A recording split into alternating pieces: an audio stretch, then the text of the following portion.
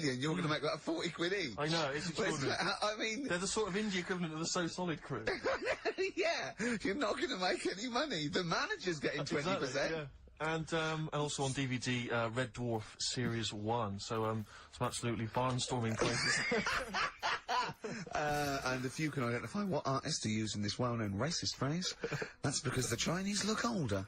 Play it once more, Carl. One more time. I know you're just 16, but looking all of 21.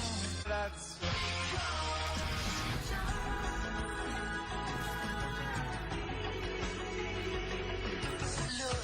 Oh, God! Ricky.gervais@xfm.co.uk. Play a record. This is Radio Panic, The Smiths on XFM 104.9. Well, we've done the first half hour, which is mainly genital related. Then we've kicked in with some racism. You have to guess what artist. It seems appropriate at this juncture just to mention something that's in the paper today. Dominic Mohan, I know you're a big fan, as am I. He is just writing about the demise of Radio 1, or as he perceives it, and talking about the Radio 1 breakfast show, and apparently it's lost lots of listeners. And he says, talking of the BBC, it must act swiftly to replace Sarah Cox and look to exciting and inspirational figures like Jonathan Ross, Anne and Dec, Johnny Vaughan, or Ricky Gervais to try and save Radio 1. He's right. I mean, he's right. Has he ever heard this show? What is he talking about? All those other acts, they're dynamite. I can't genuinely... That's someone who said I quite like Ricky Gervais show, but he can't have listened. I mean, can you imagine what we just played? Or in fact, can you imagine the last 50 minutes on Radio 1, on the breakfast show? Well, we could pre-record it though, so I wouldn't have to get up early. Sure. That's not your point, is it? That's not really No, it. your point is the quality of what we're doing, not how early it is. Sure. Get it, What yeah. would you provide though, Ricky, do you think, if you went to Radio 1? What sort of... Because I mean, obviously... Whack, oops. I can do all that. Because I mean, obviously our time at XFM is going to basically... I'd be the furry shreddy. What? Yeah, so I'd get that. Would you have some wacky catchphrases? I think I would. You'd bring back Holy Fook, presumably. Holy fuck, yeah. Oh, ding dong. Oh, hello, it's my little Chinese neighbour. Hello, what's your name? My name is Holy Fuck. Hello. Look at Carl, he lives just going, oh, I know, God. like, you didn't even do the Chinese accent that time. Well, that'd be racist. Okay, sure. I mean, yeah, Sure. it's just his name's Holy Fuck, and there's nothing wrong wrong with funny about that. So yeah, you'd have that. You'd have have crazy that. comedy characters. You'd probably have some wacky quizzes. Yeah. Oh, look, it's Dirty Old Queer. Hello. No, I'm not. He's a new character to me. I'm quite excited. He sounds very modern and contemporary. Yeah. A new spin on an old idea. Yeah. Just tell us a little bit more. Oh, wow, he's an actor, isn't he? And he likes to, take it up. All right, well, that's just, if anyone from Radio 1 is listening, they listened to Dominic Mohan in the paper, they thought, yeah, you're right, we need some new blood at Radio 1. Ricky Gervais has got a myriad of comedy characters. Yeah. Whack, oops. I can do sound You effects. can do sound effects. So... You could probably do funny voices like Chris Moyles, couldn't you? Yeah. Wow. Not as good, but I mean, I can... What about comedy songs like Moyles? Again, not as good, but I mean... Do you remember when Moyles rather hilariously we listened to it, though, didn't we? Unbelievable. I remember when he was doing a competition, this was pathetic, wasn't it? We were listening to Radio when I was on our site, and I don't know why, I just wanted to, I think it was research, wasn't it, for the office? Yeah. And he was doing this, he had to phone in with... We were listening to idiots. No, I'm not saying that. And he was doing this competition, you had to call in with some songs that are golf related, and people were phoning going, drive the cars. He was going, drive the cars, good. And I was on that phone. I must have wasted about 40 quid, and I wanted to get to her and go, hello, Chris, it's not Milesy, yeah. Derek here, I've got one. Oh, go on then, Derek, what is it? Something like Spandau Ballet with golfy golf cart and that. And I just wanted to and I waited. And I thought the joke's on us. Yeah. I waited on phone bill just to say something stupid. Yeah. Oh, dear. Oh. His show's better. What's the number? Oh, let me know it. Ricky.gervais@xfm.co.uk. What would a song title be if perhaps you were doing something about, I don't know, air travel? Yeah. If you've got any crazy ideas, email in. We'd love to hear them. Yeah, brilliant. I've got a thought of another golf one. You know, Duran. Something down the fairway or something like that. Alright? The girls on the putting green? Yeah. Something? Alright? Yeah. Oh, hello. Have you introduced you? My name's Holy Fuck. I'm Dirty Old Queer. I could do all that. Ding dong, whack whack, oops. Elbow. Fallen Angel. See, they're the odd one out, you see, because of what they're like and who they are and how successful they are, I can imagine saying, will you please welcome to the stage, Elbow. Indeed. But I wouldn't have, on paper, I'd have thought that was A terrible band name. Yeah. No, I know what you mean. There are exceptions to the rule. Yeah. Ladies and gentlemen, please welcome to the stage the Boomtown Rats.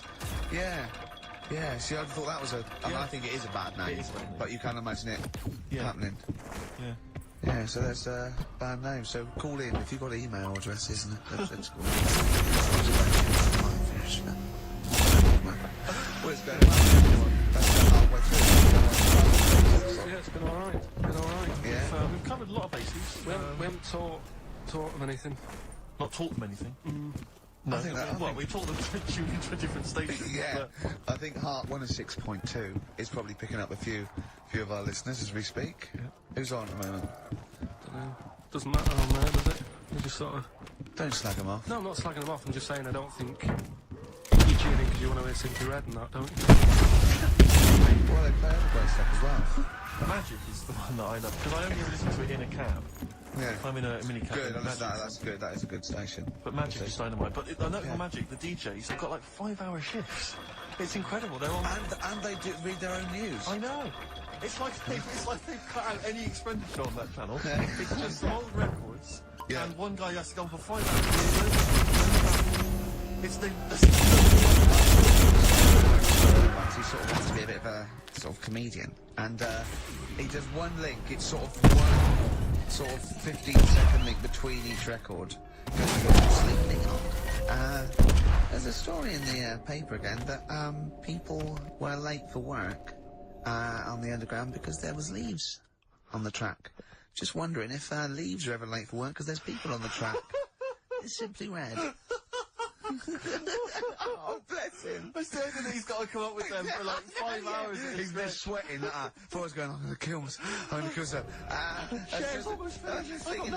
Thinking the story about war on Iraq. I imagine I can't do this anymore. I can't imagine. If humans become extinct, with the leaves. dinosaurs. I didn't want to do it. Look at Carl's face when I said that. The man moth. They cloned a man moth. No, but that's the sort of thing I think we we've covered a lot of stuff. What, education? Yeah. Well, okay, what do you want to know? Don't know. Have you got something?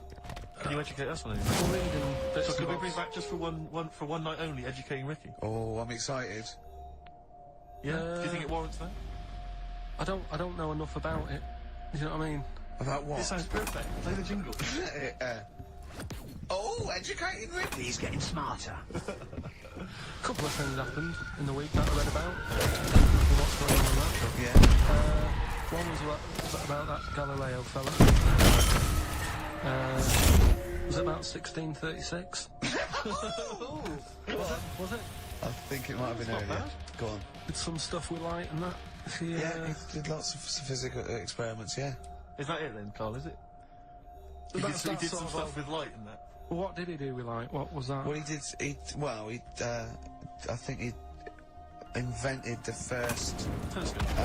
telescope. So I think it's a particular lens, though, and he did experiments where he dropped famously two different weighted balls from Pisa, and they hit the ground at the same time, showing that it doesn't matter, the weight doesn't matter, but air resistance does, and stuff like that.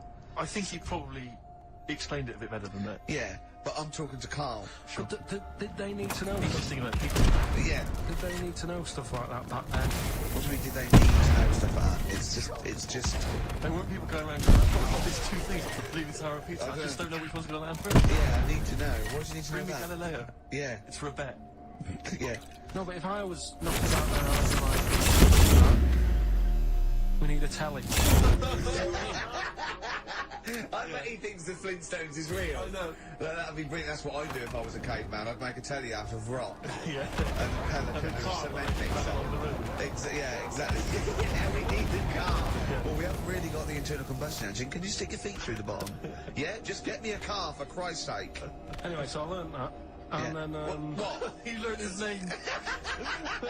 Yeah. Other people I learned the Brilliant. name of this week. Oh, if a chimp could watch telly. Go on, Carl, go on. and there was also a fella in the week who said that women shouldn't be wearing trousers Why?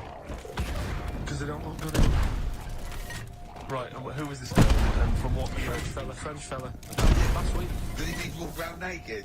he just said women should wear skirts rather than trousers because no woman looks good in a pair of pants. Right. How old was he? It was probably about 67, Uh-huh. about that, 67, 68. Yeah. Wasn't happy with that. What do you think? What do you think about It's rubbish. that? Yeah. These are the only things that have caught your eye over the last couple of weeks. This is the entire Galileo did something with light. French fella said women shouldn't wear trousers. See, that to me wouldn't pass as education. It's not. I don't know where you're going to read that. I don't know whether that would be applicable to life. I just like reading stuff that sort of reminds me of. Do you know what I mean? If I read it and it gets me thinking, I think that's a good little piece. But I mean, but surely can't you just sort of like sit near something that vibrates to keep your brain going, or shake your head every now and again? I mean, what does this do? You mean it makes you start using your brain? But what aspect of the French that says women shouldn't wear trousers got your mind going? What questions were you Because I asking? thought that's a bit daft, isn't it? Right? Yeah. Okay, it ends there. Yeah, go on. What did you think? Let's go through this. Oh, I wish we could download his I know, thoughts. I know. Just watch it. Yeah. Wouldn't it be great, like a DVD? Like a added- cartoon. imagine that extra footage on the Office DVD. Yeah, Carl's brain. That would be With a commentary. amazing. Oh, with I a mean is- commentary. Go on. Women wearing trousers and that, right? On the estate that I grew up in, Yeah. on right? There was a woman about 4 houses down, right? Rough. She's the She one. was, or the estate. She was. Right? Yeah. She's the one who was a kid took all into her house. Yes. Right. Now we won't go over that again. No. If you're a new listener, I think we covered. I think we get That's the all you idea, need to don't know. we? Right. Yeah. Now she used to wear leggings. Yes. Now they're a bad idea. They are a terrible idea. I agree with you there, Carl. If you're a lady of What the colour? normo Were persuasion... they pink? No, they were sort of black, but with all bits on them. Oh, right. Do you know what I mean? What, Yeah. toast and Just horse bits. droppings? Yeah, go on, yeah. And she used to. She's quite a big woman. Pauline Clerk. Yeah, well, described her. We've got a light bulb. It which is makes those sense. women that are attracted to leggings. Yeah, I know, They yeah. are formed with like a moth.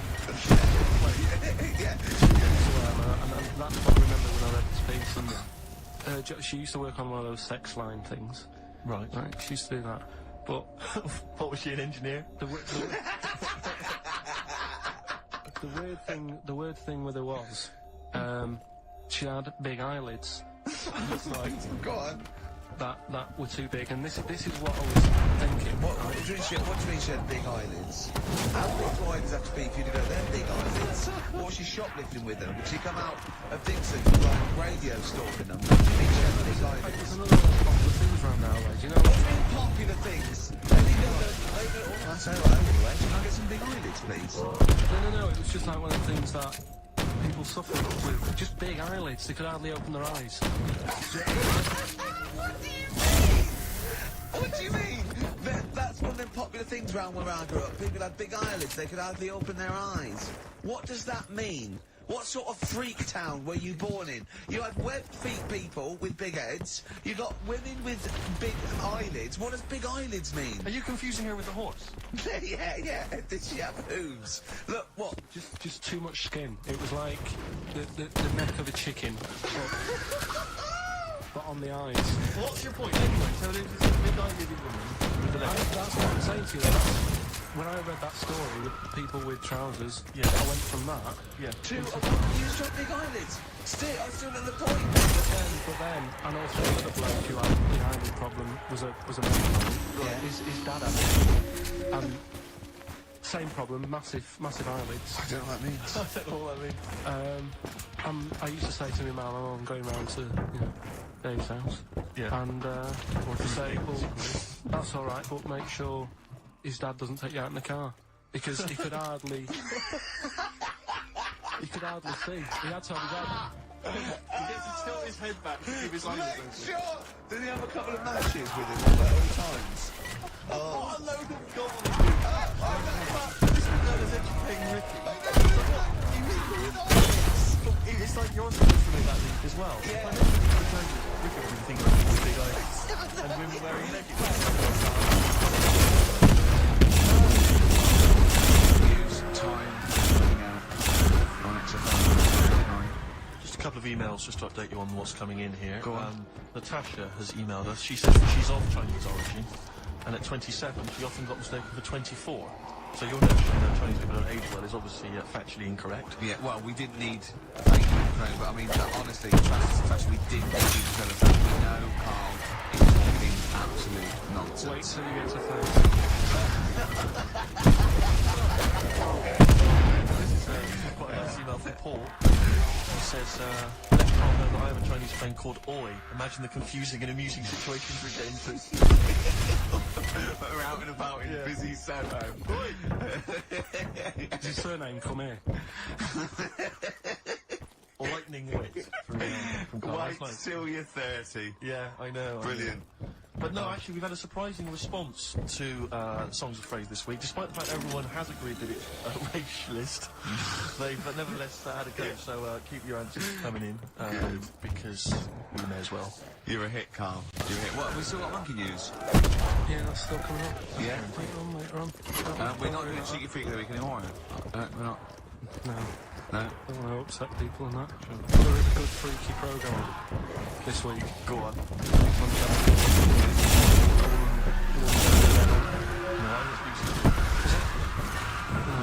Unless there's two on, because that would be a great week for you, wouldn't it? Brilliant. Won't be coming out. Is that the one when you said... Go on, say it. Right, say what you said when you saw it.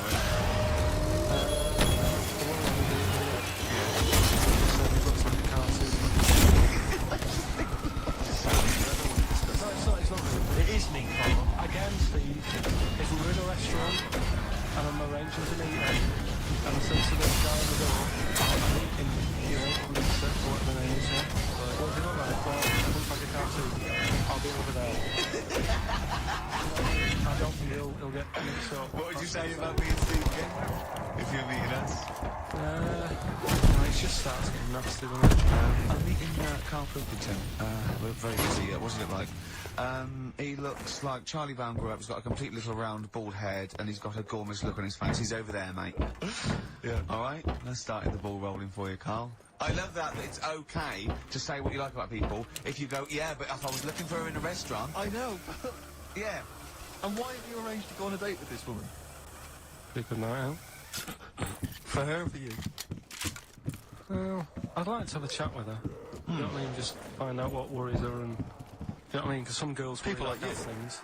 Like their hair being a mess and that. Yeah. With her, it's like, at least see problems. You know what I mean? Fine, alright, well let's move on, mate. We're not doing Cheeky Freak of the Week anymore. No. Let's do something nice. Let's talk nice. What's happened nice in the world? Like, what do you like in the world? When you get up and you go, oh, that was a brilliant day, I... ... What do you do when you go, oh, that was brilliant? We had snooker. You like snooker? You had snooker last week. Yeah, but things are... Why get a nice time having a snooker? And then, you know, we're having a proper battle. And I'm trying to concentrate on taking a shot, and then you'll say things like, look at his little monkey hands. The black. Do you know what I mean? Yeah. Or maybe I'll say, just go to the toilet.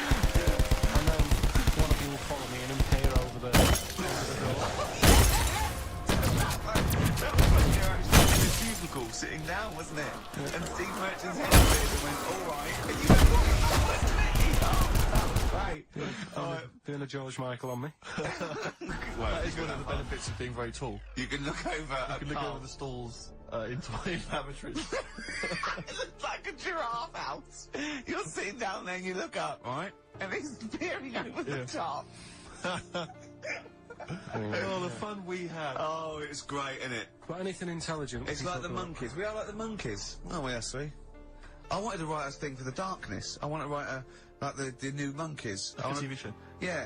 Do you want to do that? Yeah, all right. Yeah, okay. Well, if they're listening, or their radio show, record company are listening, or their manager, big fan of the Darkness, my favourite. Hang on, don't make a promise Well, like that. my favourite band at the moment. Let's we'll do a pilot. Them and the No, Monkeys. don't make Running that round, promise. speed it up. They can have their songs in it. They can write songs especially for us. What if they and it's can't? them, and it's them. They can act. They just act themselves running round. We're getting people like Henry, McGee and that to come in and sort of be the actors. And, Yeah. you know, all those posh actors that appear in Ali G and that. It sounds like a lot of hard work. Yeah? Yeah. Okay, forget it. Knock on the head. Yeah, let's play Radiohead. Radiohead and Let Down off OK Computer on XFM 104.9. Right, let's think of some nice stuff then. Annoyed I was yesterday. Go on. Just got off the train, and guy comes up to me and he says, "Excuse me, can you spare some change? I'm from Liverpool and I'm homeless." And I was so angry. I was in a bad mood anyway, and I just wanted to say to him, "Well, there's your mistake. Go back to Liverpool. That's why you're homeless. You're in London." Well, he might have been You homeless in idiot. Liverpool and thought... Well, why did you come down here? Well, where would you rather be homeless? Liverpool or London? Well, Algarve. Well, no, but I mean, I'd certainly...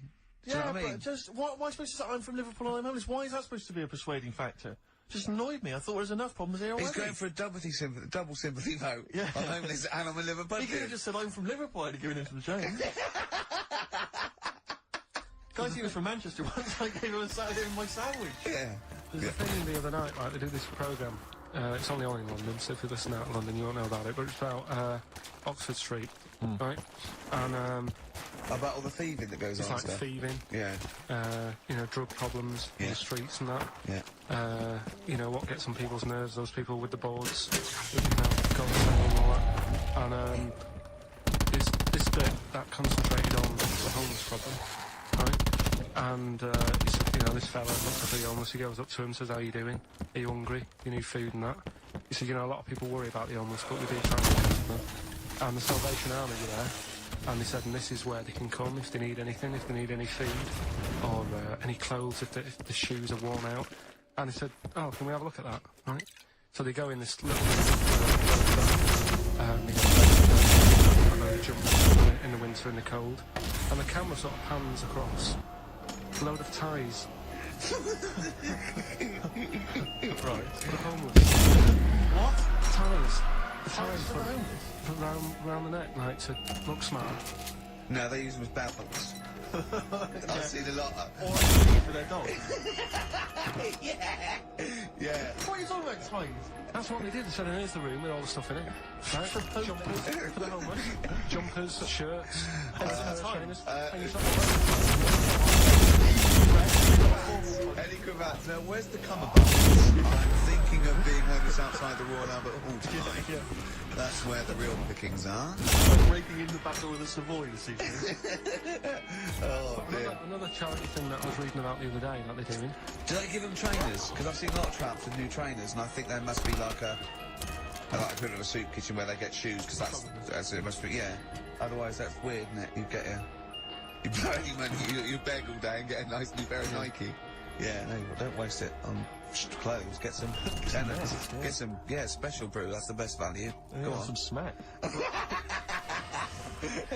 Go on. If you've got a lot of worries, Yeah, on the street. little starter bag. Take your mind only a off fiver. it. Yeah, I know. Take your mind off it.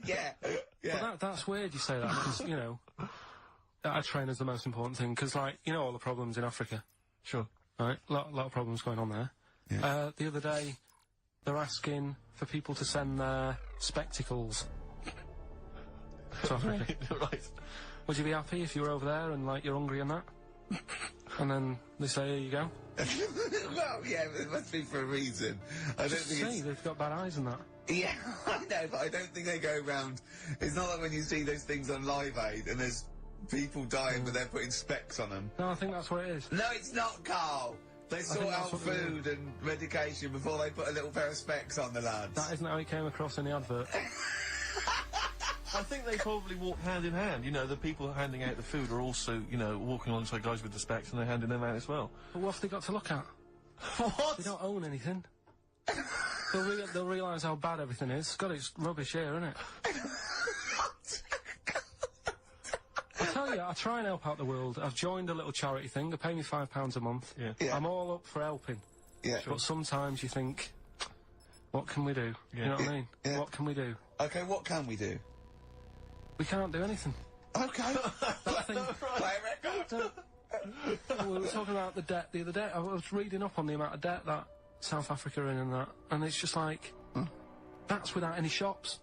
Do you know what I mean? If they had shops to spend the money on, there'd be murder. That third world debt isn't because they've bought too many smeg fridges from us. It's shopping. Look, who's been shopping? I have. Oh, well, you've gone over the top. You're on a budget now. Yeah. You're getting nothing but grain and blankets for the next year because you go mental. Who just spent £1 billion in Dixon? Oh, God. Forthcoming single from The Thrills, that's called Santa Cruz. On XFM 104.9. We were just talking about people who do good work, you know, wandering up and down Oxford Street, giving stuff to the homeless and thing. And I was at they have a little kind of music festival back in my hometown of Bristol, periodically in the summer. They can never really attract any decent acts, but, you know, we support Not it even anyway. Portishead? No, they never turn up. Tricky? No. I think that, well, this year it was Robert Plant, who sang lots of old blues covers, and people were quite bored until he played Whole Lot of Love at the end, and then we sort of went, "Really? You should have done all the old Led Zeppelin, and stop playing all this other nonsense we're not interested in." So I always set this for Exactly, next time. yeah. Robert. No. But I just snuck off. And these are good people, and I always thought they never get enough praise, enough credit, and I genuinely, and I mean this entirely sincerely, I really do. I don't mean to be, I'm not taking the mick at all. But the St. John's ambulance people, they're absolutely blinding because they all look like nerds. I mean, they all look like kind of good. They're normally kind of fat women or kind of blokes. I think you're doing very well for their new recruitment campaign. Well, so, I was going to say, I think you're selling it to people who this want is to my join. point, Rick, is that they've not changed the uniforms in like 40 years. And it's Literally. normally, it's normally the kind of the nerds from your school who went into it or whatever. It's kind of old people. I saw them; they were all sat around in this little area. No one was, nobody just sat around. They were bored. They weren't really enjoying the music. And I thought, look at that. They're not. That fat kid over there, I pointed them out to my mate. I said, see that fat one over there in the uniform? With the glasses and the hairbrush forward. The glasses, hairbrush forward, the kind of blue navy jumper. Satchel. There's a little satchel, yeah. He is never going to get off with a girl, probably until he's like 30. And even then it gets to loosen clothes. And even then it's because he's giving mouth to mouth to her. Yeah. Right, and I thought, he's never going to get anything. And I'll tell you this, all these trendy young girls walking around in their kind of, cool summer gear, in their trendy tie-dye and the like, I'll tell you, when one of them takes something that's a little bit dodgy that they bought off some guy with dreads, right? And then they're desperate for him, and they zip in there. Oh, quick, my friend's, passing out, she's had a funny turn, and he's straight there with his water and his medication. Oh, yeah, they need him then, but he doesn't get any action the rest of the time. And that's what annoyed me about it. I thought, they're doing a bloody good job. They turn up at sports events, at festivals, no one gives them the time of day, you never hear any good praise about them, and they're there, sat there, Steve, hot or cold. Tell me the truth now. Did you join the St. John's ambulance last week to get some birds? Got no action. Really? I had no action. And I've been passing some dodgy E's around all the festivals. By the way, your dreads are awful. You can see they're fake. They're made out of newspaper. They're awful. You really do look an idiot. But seriously, I'm all joking aside, I genuinely wanted to give some massive props. If I could give some big ups to the St. John's people, because I genuinely, without any joking, I genuinely think they do a brilliant job. Could I just say how good I think the Salvation Army are? Because you see those elderly ladies with surgical supports, a lot of them, all look like forehead. Yep. Well, that's a prerequisite to get into that particular army. And they play that bloody tambourine, rain or shine. And they are just, all they're trying to do is, save you from burning in hell. And they don't get any respect. Now, the Salvation Army, would they have to get called off? Yeah, they it'd be the Gurkhas first, then all the regulars, then the TAs. I think then it's sort of like police. Lifeguards, yeah, but down to I think AA, and then it's the Salvation Army. Right. If we send in the Salvation Army, obviously, if really, I've lost a lot of.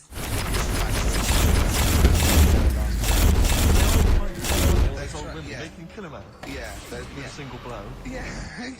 So good to them. Good to John's Ambulance. Good to Salvation Army. Big up.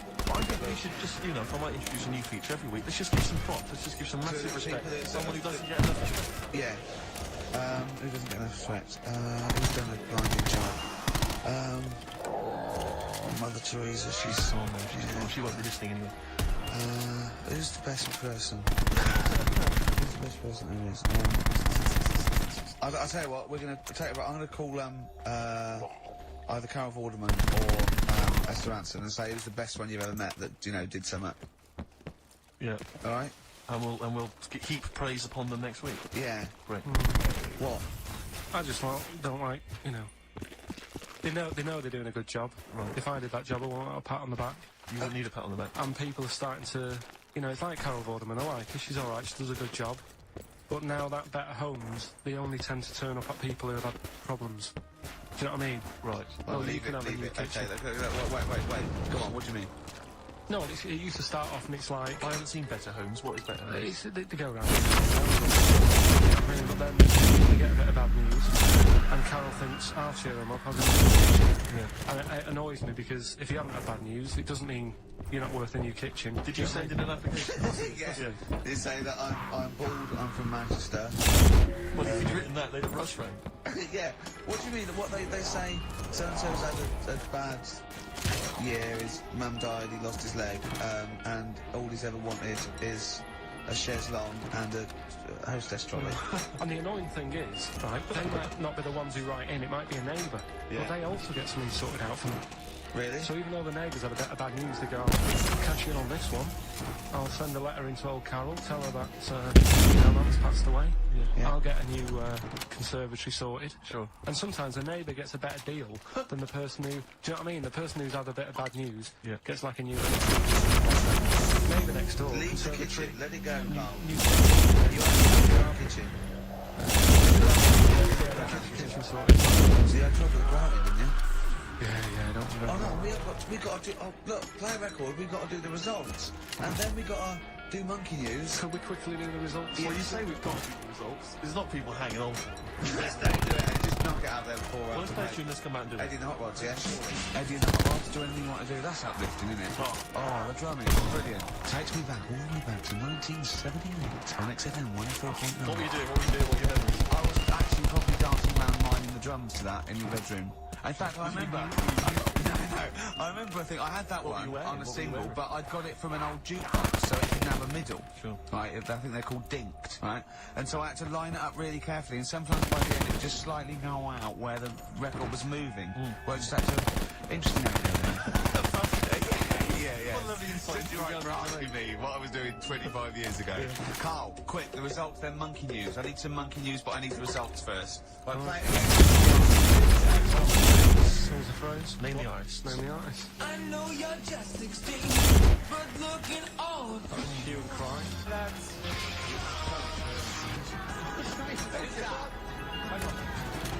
Well, that's Philip Bailey again. Right, That was Roxette. right, we had Hue and Cry, started off. Yeah. 16. That's was the because Edition, yeah. that was the Yeah. Chinese Philip Philip Bailey, that's second album he's had. Last one now, we used him for Chinese, with a Chinese kid. He's never got so many royalties being used in racist game shows. Brilliant. Roxette and finishing with George Michael. So, Brilliant. Who's the winner? Well, the winner is here from Bogdan Regis. It's Stuart Birch. Well done, Stuart, and you get that bag of tat. Regis. Yep. Oh, just needed takes a me grass. back as well. Yeah, if you just email in your address, Stuart, and you can have those goodies. If you're not interested, don't bother. Steve.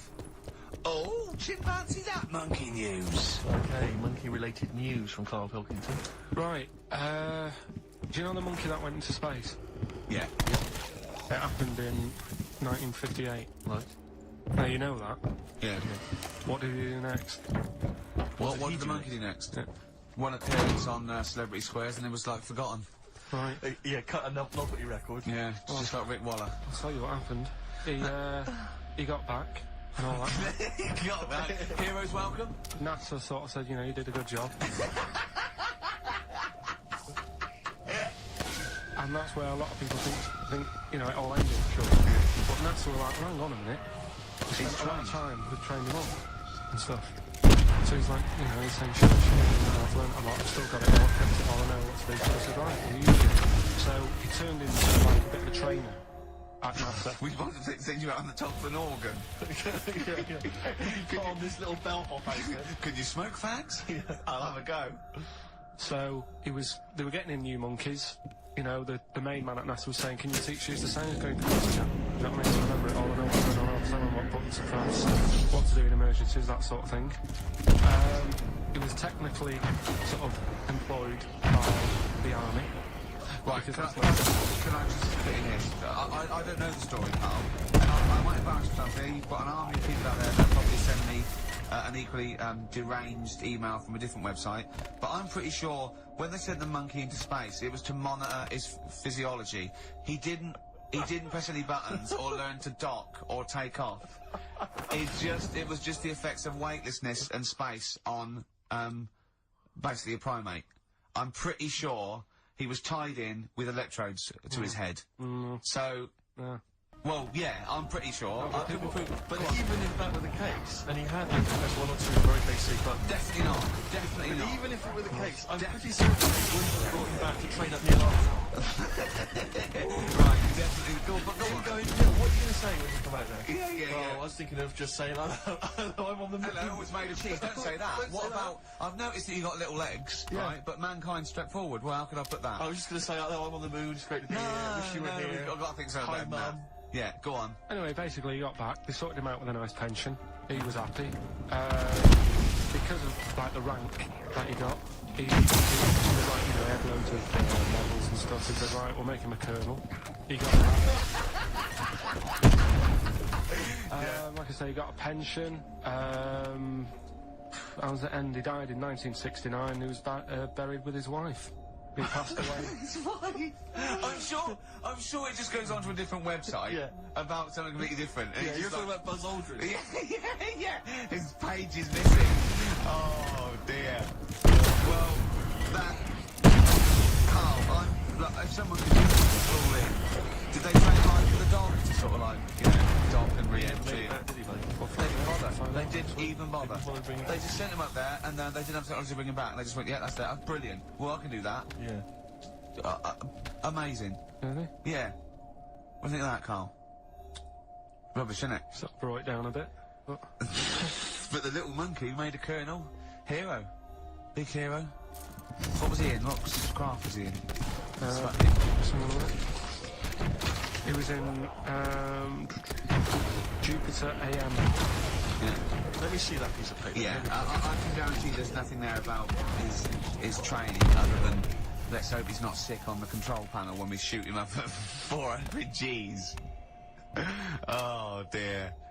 I love the fact that you think that this monkey was a hype. Do you know what I mean? When you think of these things that are less in the monkey's face, do you think of the Planet of the Apes?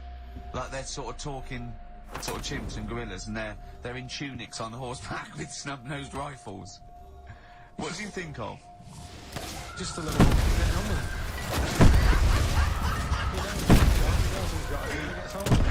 Look, he's pressed the button. This takes me back. Remember 1965, I think it was? We're going to use him to train other DPs. That's it then. Goodbye. Thanks. Cheers. Elbow. Alright? Fallen Angel on XFM 104.9. Well, we're back. I'm Ricky Gervais, with me Steve Merchant and Carl Pilkington. Carl's all a little bit, I don't know, he's a bit frustrated, he's sort of a bit sweaty and fed up today, aren't you, because of the heat. It's too much though, isn't it? He was taking it out, he was sort of, he wanted to fight, you know, he doesn't usually like to fight, I sort of like lead on him and try and rub his head.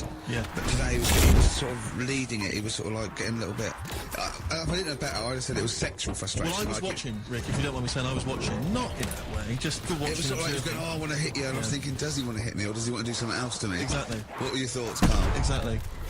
And I saw him sort of wrestling with you on the floor, and you clearly weren't enjoying it, but he was really Yeah, loving what was it. that going on? What's the change? Why are you suddenly sort of... What are you trying to say? No, I'm not, I'm just saying it was weird that you suddenly, it was like you were, ooh... You're saying a bit, sort of a bit gay? No. Is that what you're saying? No, but what was... Suzanne accused me of that in a week. Why? For being a bit gay. So I'm sure you're gay. Why? Just because it was moaning about stuff, she said, oh, you're a drama queen.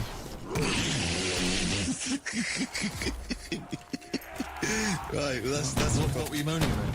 Was it going to have to gay sex? no. That she didn't have a knob. Yeah. It's going, oh, why don't you get yourself a nice little knob? Yeah. I mean, can I call you Frank, please? Could you wear this false beard? Yeah. It's just, well, we'll talk about it later. It was about the Seven Wonders. I just wasn't that impressed. He said, well, we'll save it, yeah. Well, we got a top show coming up, haven't we? But if you are a little bit, kind of, just a little bit sexually, you know, don't be afraid to let it out. I mean, if you want us to relieve you of it. I'll tell you what, let's have a little bit of Maggie May by Rod. Some beautiful Like Killing a Georgie. That's your favourite song, isn't it? That's weird, isn't it? Strange, isn't it? That's weird. I'd like to hear Rod Stewart singing about a lovely lady, please, Carl. You can picture whatever you want. Yeah, Rod. Maggie May on XFM 104.9. Ricky Gervais with Steve Merchant and Carl Pilkington. Steve. Well, I've only just read about this, and I don't know anything about it. This naked rambler, Steve Goff. Yeah. Is he doing some kind of... He's walking down to John O'Groats. Is he completely nude? Yeah, he's been arrested 10 times on the way, apparently. Right. It says here that Nora Goff, his mum, she's in her 70s. She's begged her son not to walk naked from Land's End into John O'Groats. She said, I don't know where he gets this from. Certainly not me. I am and have always been quite conservative. He would never have been allowed to walk around the house without covering himself up. I wouldn't go as far as to say I'm ashamed of him, but I do not approve of what he is doing. Having said that, it's good to see him on the telly. Yeah, it must be. It's not about anything, it's lovely. It's not embarrassing to the famous, is it? However embarrassing it is.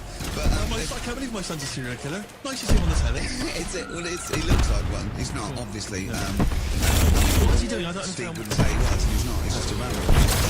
But he's there, right? What's his And motivation? He's just walking to, I don't know, just a nudist, I suppose. Right. And there's a picture in there, and Carl looked at it and he went, what's the point of that? He went, well, look at him. He's got shoes and socks on, he's got a rucksack on, he's got a hat on. He's not nude, he's just got his knob out. Yeah. But he's got a full beard, thinking, oh, I want to hide some skin. Yeah. Whereas this little chap needs the air. I'll pop him out all the time I can. They really annoy me. 'Cause it's in the supplement today as well, with the Mirror, right? And they've done a bit about nudists and that. Yeah. Again. Same problems all the time. There's like an old fella sat there, just How do you know he's old? well. Why are you looking, Carl? Yeah. Looking at his face, aren't you, presumably? Yeah, I'm just saying he's old and he's sat there smoking a pipe. Sure. With his sandals on. Yeah. They're quite normal, just with his knob out. Yeah. Cool. But look, he always make the same mistake. He's got a little white deck chair. Yeah. Yeah. If you're nudist, don't go for white. Why? Just sitting on that, getting a bit clammy and stuff. White, don't go for white. Go for darker colours. I don't know what he's talking about. So do I love it. I love the fact that he's just got loads of pictures of naked men. Yeah. Walking around with loads of I'm pictures just of naked saying, dirty arts on that.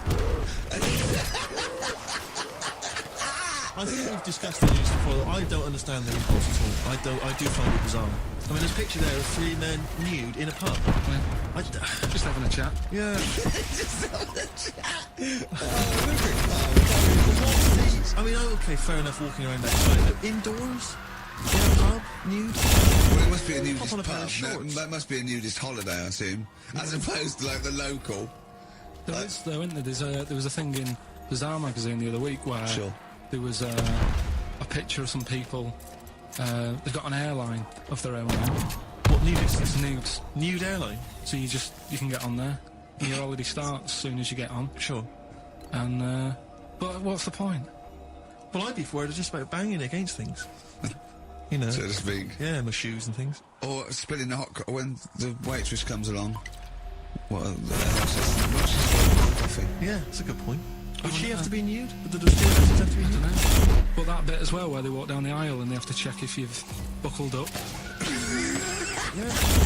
She's like, excuse me, miss, and you just... Yeah, and over 50s, always over 50s. Right, yeah. So it'd be an old woman on the plane. Yeah. You'd be like, can you just lift your left hip up so I can see the belt? Yeah. Yeah. Oh, Imagine if you've got to go into the crash position. Oh, God, yeah. You know? The last thing you see is your John Thomas John Thomas. as you go crashing into a mountain. Terrifying. And then what if you've got abandoned ship? I know. Well, how would you explain that? Yeah. Get onto an island. Exactly. All You're right. being picked up by, you know, a passing ship. Yeah. Carl, you noticed they also play volleyball a lot, don't I they? mean, you've always mentioned that, but I thought you were joking, but they love it. Yeah. They said that's what they do. They get to this special holiday That camp. can only be either they got the idea from sort of like Carry On Camping Yeah. or Benny Hill, or they actually like it jiggling around as much as possible. Yeah. But is that safe? Well, I assume so. You play volleyball with trousers on, don't you? I wouldn't have Yeah, thought. but there's a bit of support there. I mean, I was watching athletics, right, the other week, and I was watching it because there's a lad who I went to school with. He's like winning gold medals and everything now in the Olympics and stuff, right? So I was looking out for him. Now, if you went to school with him, I'm assuming he's got 3 legs or something. No, he's just a not. regular guy. He used to push me on the go-kart, and so I feel like You've trained I was him, there yeah, from the start, training him up a bit, Yeah. and watching the programme, and there was swimming in it, and I was watching that for a bit, getting a bit annoyed because that butterfly stroke, Yeah. I don't know why they do that. No, nor do I. It's just hard work. It doesn't make you go any faster than, let's say, Crawl. that stroke. The Yeah, crawl. don't do that. That stroke on radio doesn't work. The crawl, yeah. So I was watching that thing, it's annoying. Yeah. And then they got onto the running bit, and my mate's in this race. Yeah. Now, they do the side shot, don't they? So you can see who's in the lead. Sure. And then they do that front shot, where it's absolutely pointless. The only reason to do the front shot, I think, is to keep women interested. Because you can basically see his tackle going from left to right, being battered all over the place. Why were you looking? Seriously, you had no choice. If you wanted to watch it was like, I was interested if he was going to win, but it's like, you know, Well, why did you ever watch Charlie's Angels instead? because I wanted to see if he won the race. Well, flip back at the end. Just flip back to the front. Or at least turn away and close your eyes. No, I wasn't. I just sit down with that. I was loving it. Yeah. And I was like, whoa. Yeah. Just go to the other shot, but they were showing you the front shot and running along there. They could have just shown the top half, but they didn't. Sure. It was there. It's just heads moving along at 25 miles an hour. Yeah. Well, I think you're meant to see the running, the actual legs moving. It's an athletics coverage, isn't it? It's sort of like... But they don't show you a shot from behind. Did you want that? And I didn't want that either. It sounds like you were disappointed. Yeah. Yeah, we did it, wasn't it? Incidentally, last week you remember we did the show by talking about knobs. Yeah. I think we've got a bit more knob news. That was it. Knob news. After Radiohead. Radiohead and go to sleep. It's not to you. Please don't go to sleep. We've got another hour and 35 minutes of fun chat and great music on XFM 104.9. I'm Ricky Gervais, with me Steve Merchant and Carl Pilkington. Pilky, little Cayman Pilkers, little baldy twat mank whinging, a little bit bent Pilkers. There he is. There he is there. Now, Rick, you may remember that last week we opened with some quality knob news. Numbers, yeah. It was Hitler's knob. Hitler's knob was one of them. That just sparked up into a whole bunch of other knob-related discussions. Yeah. And I'm pleased so far to see that we're almost at the halfway mark for this first hour, and so far we're going to talk about nudity and ortodges. Excellent work from us, well done there. I'm looking forward to Dr. Fox and the rest of the Sony award committee listening to this one. Yeah. But more knob news. I don't know if there's a jingle for that, maybe. Oh, he nearly had the eye out. Knob news. Knob news, excellent. This is an extraordinary story. A woman tried to sue her bosses for £210,000 after finding a cooked penis in a canteen stew. Hospital cleaner Sophie, something, I can't quite pronounce that name, was eating goulash for lunch and could not cut one of the lumps of meat. You can see where it's going. I've got so many questions already. I know. She picked it up and tried to chew it, but it was too tough. Then she inspected it with workmates, who all agreed it was a penis. Imagine that discussion. yeah. Miss McLaughter said she vomited for the rest of the day, instantly became a vegetarian, and had to have psychiatric help.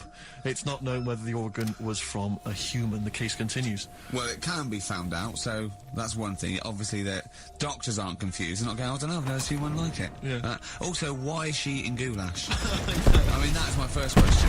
Why, what do you want? Oh, no, I've had some goulash. Yeah. Oh, some gooly lash. Gooly lash, Very like much it. indeed. Lancashire cockpot. It's on the menu. £25.50. Wangers and that. I'd love some wangers and mash, please. If you've got knob-related puns, not food-related puns, then call XFM on 3426 1494. Ricky.gervais@xfm.co.uk. Call Chris Miles at radio1.xfm.winginmank. Yeah. Cock-co-k. Cock a van. Cock o' van. It's already done for There's you. some, there's wangers and mash, cock o' van, Lancashire cockpot. You know. That's just off the top of our brains. Yeah. So, if you've got if any you of your wanna- own, keep them to yourself. We're not interested. What do you make of that knob news? And he's in a hospital. I don't think so. Oh, yes, it was. Oh, God. I know your mind's thinking already. It's been a mix-up. I love that. What, some bloke's gone in, some lesbian's gone in and want a sex change. She's got a carrot from... What is Oh, that would be great. You're not a doctor, you butcher. It's not funny. There was some other news, whilst we're doing the knob news, just cram this one in. There was some story on some news website about some lad who wasn't happy with what had been given. Right. What do you mean? He had a knob? No, he wanted to have it. He wasn't happy with what God had given him. Yeah. What the Lord had popped downstairs for him. Sure. Sorry, no, wait a minute. Was he a bloke who wanted it? Yeah, fella. And what he didn't want a knob, or he wanted a bigger knob? The big one. Right, okay. Cost £5,000. Right. And they made a mess of it. Well, how did they make a mess of it? Don't know, it came out smaller than we went in with. Well, no. What do you mean? I don't know all the ins and outs. Oh, God. It's just Well, like he borrowed the money off There's his been a mum. slight mix-up. He borrowed the money off his mum? I love that. What do you want for your birthday, son? Yeah. Interesting. Thanks, Mum, for asking. A couple of bits of news as well. Hello, Doctor. How did it go? Well, firstly, don't look under the bandages and don't have the goulash for lunch. It was smaller than you went in Nah, with. I've got £5 grand. Why? Just gonna fucking up. Tell me what it's for. You can have it, you tell me what it's for. Well, look at that. Oh, you need a big one. Yeah, definitely. There's the money. On you go. Nothing can go wrong. What did they say to the doctor then? That's rubbish. I didn't read all the ins and outs, so just like I said, I saw it. Just look for the picture. They want that picture. But you just thought, well, thanks for it. You just thought you'd pop that one in. Thanks. Yeah, that's the end. Knob News Extra. Yeah. Play record, Carl. So if you've got any knob news, we've got one more show left. Send that to ricky.gervais@xfm.co.uk and we'll hopefully get that knob news on air next week. Yeah. All right. Some Dizzy Rascal. Oh, Dizzy Rascal, yeah, he's one of the hot new English rappers. Let's play it. Loosen Your Hold. South. That's great, and I love that one. On XFM 104.9, I'm Ricky Gervais with me, Steve Merchant and Carl Pilkington. Good Carl, choice, Rick, good choice. Carl, cheers. What do you think, Carl? What have you been doing this week? What's been going on? Yeah. You'd be miserable because of the heat, obviously. That's getting me down. Yeah. It's just the way people wander about though, with next to an outlaw. Yeah. I'm always amazed by the men. It's just a certain breed of man. Like sometimes it's kind of builders, mechanics, taxi drivers, van drivers, but not necessarily students, all sorts of guys. And you have some watching walking down the street, they're walking down the street, girls, you know, we'll see in their sort of summer gear, and they're literally like, look at those legs. Oh, I can't believe my luck. Oh, you know, and they're sort of taking their legs, they're checking, oh, it's nice, I can't believe it. Oh. And it's like they sort of forget it's like some kind of amnesia that sweeps over them during the in the winter. Like it's a surprise. Yeah, and then it's like every time summer rolls around again and girls buy, goes, I can't believe it, where have they been? They're back. Yeah. And they get so excited. Excuse me now, but they had tits under there all winter. Exactly. Well, yeah. Bloody hell. I can't believe it. It's great to see them again. Yeah. It gets to sort of October and they go, where they gone? They just don't say anything. They just like get on with it. They're reminded. They completely forget. Yeah. For sort of half the year. There was a fella this morning I just nipped out and went to reading the paper, reading that bit about nudists and that. Sure. And little old fella, must have been 75. Okay. Walks past, shoes, socks, sort of shorts, but because he's old, he's got like an old pair of shorts, so like suit pants but short. Really smart shorts. I've never seen them. Yeah. The thing is, when being old and thin, it's just don't do that. Well, the legs. The legs and the back. He looked like a little tortoise without his shell on. And everybody outside the I've cafe. always wanted to see a tortoise without its shell on. Yeah. Just to see if it would run really fast and go, this is brilliant. Just Yeah. scamper along. I saw grotesque thing. I think it's Britain's fattest man. I'm not sure. He was huge. I mean, I don't wish him any ill, but so big, it was ludicrous. He was waddling down Oxford Street, and he was, I mean, genuinely, you know, I'm not a big fan of, you know, ginormous people. Rick Waller, for instance, turns my stomach. This guy was twice as big. He was extraordinary, and he sat down on a big bench and literally took up the whole space. And he reached into his bag, he was having his lunch, and he was eating an apple. And I really thought, it's fucking back. It's a bit late for that. He's probably starting now. He's probably starting thinking that I'm going to change. And imagine if you just said that. Yeah. And it'd been awful, wouldn't it? Yeah. He cut it in half, put it between two slices of chocolate. And I don't know how you get that. And waited for a pig to come past. Yeah. Shoved it in his mouth. Exactly. Just swallowed it whole. I don't know how he gets that big. And it was like he'd come out to sort of soak up some of the sun. You know. We look better with him. Yeah. Was he wearing loose black clothes? He was, of course. That worked up to a point. Yeah. And then, you know, it's not fooling anyone. Was it vertical stripes? Yeah. To make it look thinner? Just students to walk past and think it's night. Yeah. So, Carl. Yeah, so that's you know, that's been annoying me with the weather and that. Yeah. And then I love the warm weather. Although I can't sleep tonight. About 2 hours before I just went and lay down in front of the window, in front of the French window, just because it was just too hot last night. But if I can sleep, I love hot weather. I love walking around when it's sunny. It's better for you. People are usually happier in hot weather. The sun is good for you. I mean, I mean, it's 100 degrees. It's probably too hot to work, but mental. I can't think straight and stuff. you know your little baldy head, isn't it bad for it? Because it just doesn't get you, make your brain a little bit hot. Well, I mean, I'm just got my head on show. What about the nudists? Worry about them before you worry about me. No? You know, another thing that happened in the week, you know, I've just had builders round, sorting the kitchen out. So virtually skint. Another problem happens. Boiler starts playing up. Right. Right. So, and you've got to have a shower as well. You've got to have a shower and that and freshen off and what have you. Well, I have a shower every day anyway. I mean, 2 sometimes, but yeah. Yeah, but if you haven't got any hot water, you can't, can you? Cold showers away, isn't it? So anyway, fella comes round, 90 quid. 90 quid. 90 quid. All he did, turns up, says, oh yeah. Just bang it. 90 quid. Bang the boiler. That's 90 quid. Last time I banged a boiler, it cost me 90 quid. And there was a lot of leakage then. So I understand where you're going. But you know, like I catch them out as well. You know, like, you know, I know they're up to no good and stuff. They don't earn much. And it was in the bathroom, so I sort of creep up and I try and stick my head around the door to see what's when they float in the bathroom. Right. That's weird, isn't it? So you creep up to a man in the bathroom and put your head down without seeing him. Go on, though. Fair enough. Right, do you want to go over what happened that time when we were in the pub and I go to the toilet and you're trying to get in? What happened? Is that normal? Go on, what happened?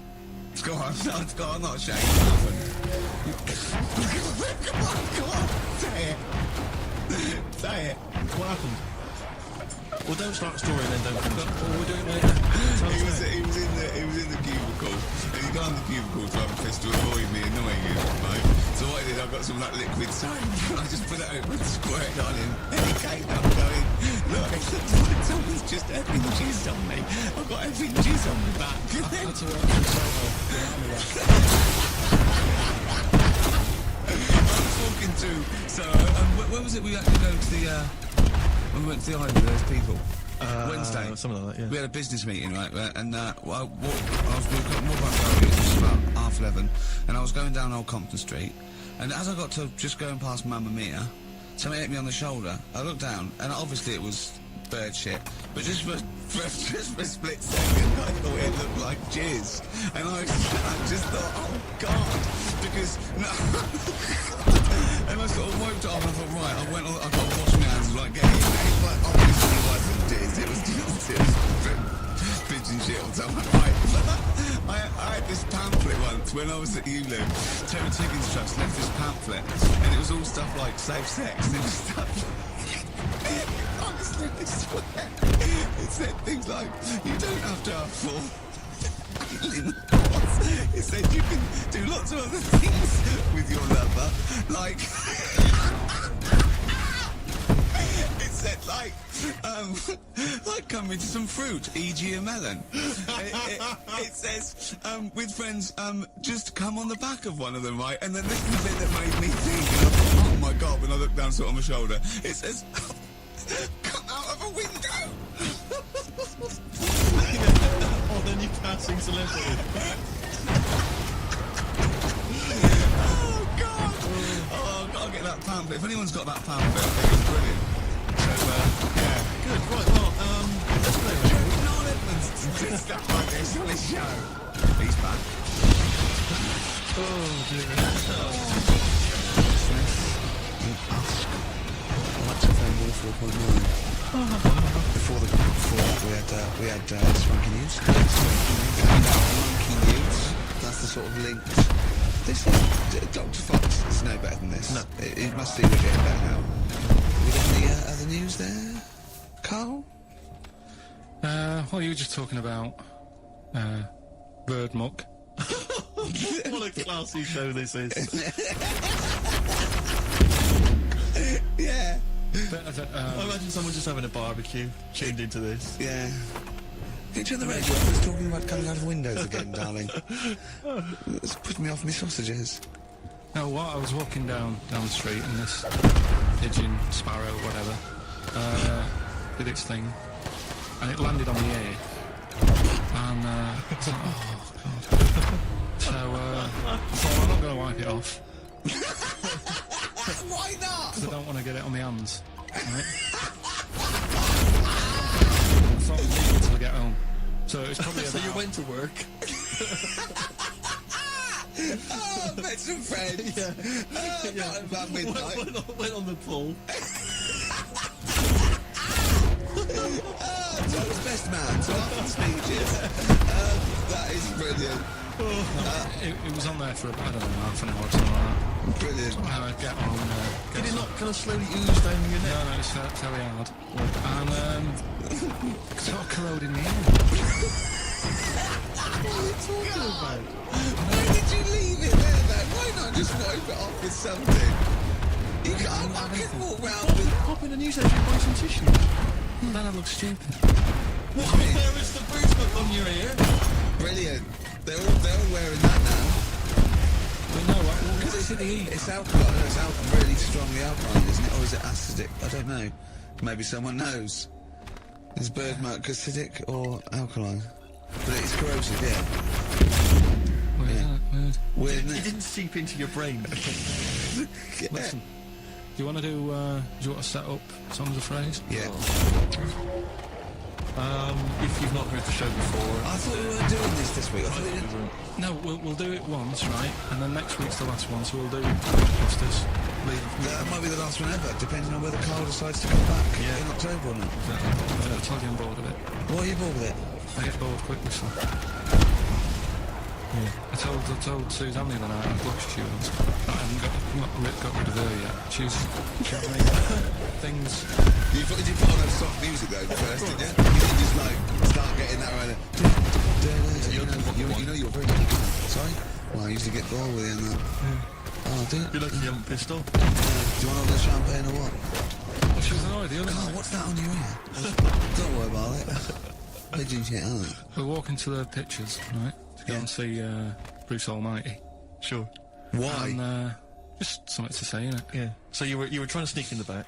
So on the way, cutting across Leicester Square, and those fellas who sell roses, he comes over. Do you want one? Do you want one? So don't do that. She's allergic to them. Right. So he'd go away. She got all annoyed about that. Because she's not allergic. Well, she's not allergic now, but they're about £3 each. But the point of that, guys, is not that she really wants a rose, is that you're willing to spend £3 on it. Taking us to the pictures. How much was that? That was £8 each. Did you pay for it though? But didn't you ever, if I know you had her dressed up as a small child.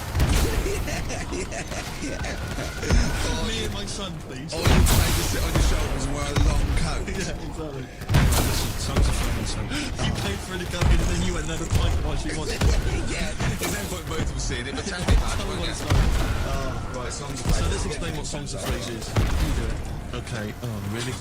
If you think that Carl is bored of life, then you will be even more bored once you have heard this particular quiz. The gist of it is that Carl has taken a well-known phrase Well, I'll stop you there. Not a well-known phrase. Something that he said once. on this show, Yeah, probably. and he's somehow compiled together a number of different songs which have somehow built up that particular phrase or sentence. If it's anything about Chinese people, Philip Bailey will be involved. That's all I can say. Okay, let's hear it then, Carl.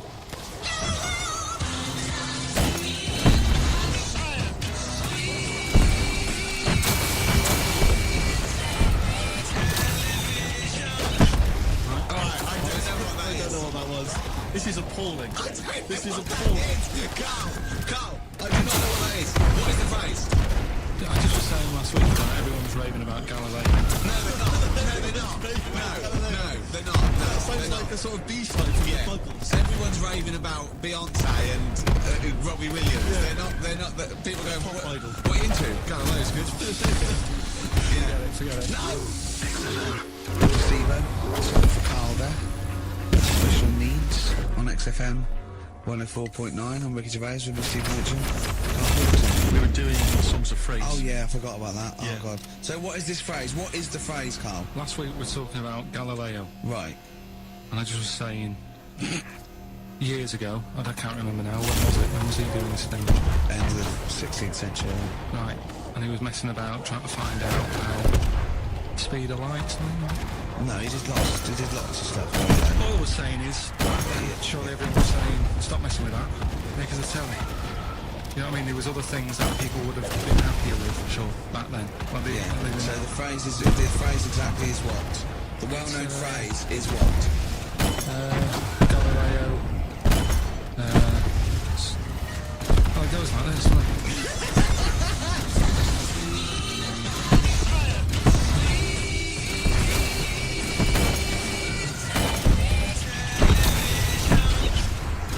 So it's Galileo's stop Talking to me about talking about science. science. Make me television. Make me television. Yeah. So you email in with the bands and that.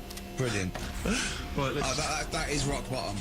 I mean, the well-known phrase being Galileo, stop talking to me about science, make me television.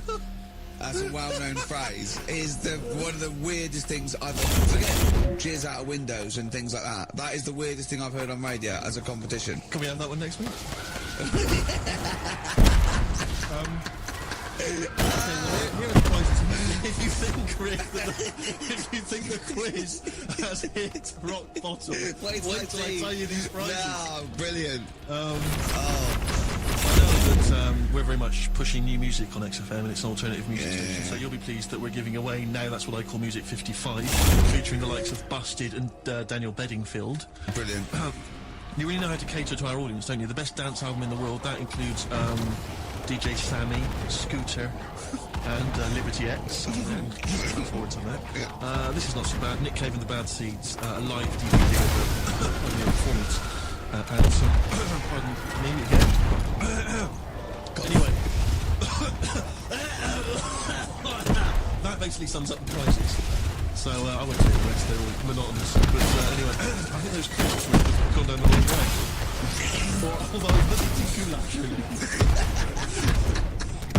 Sorry. I'm fine. So anyway, yeah, that's the contest. And you can win some tat. If you can identify these artists. The well-known phrase, Galileo, stop talking to me about science, make me television.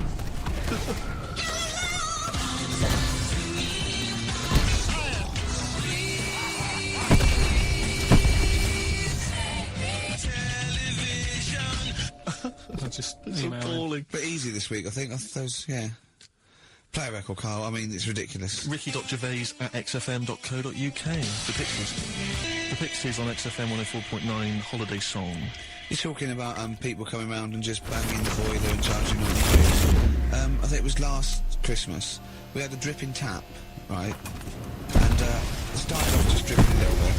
And then after a couple, I thought, you know, we'd get that sorted out. We couldn't actually turn the tap. It was just solid where the water had gone.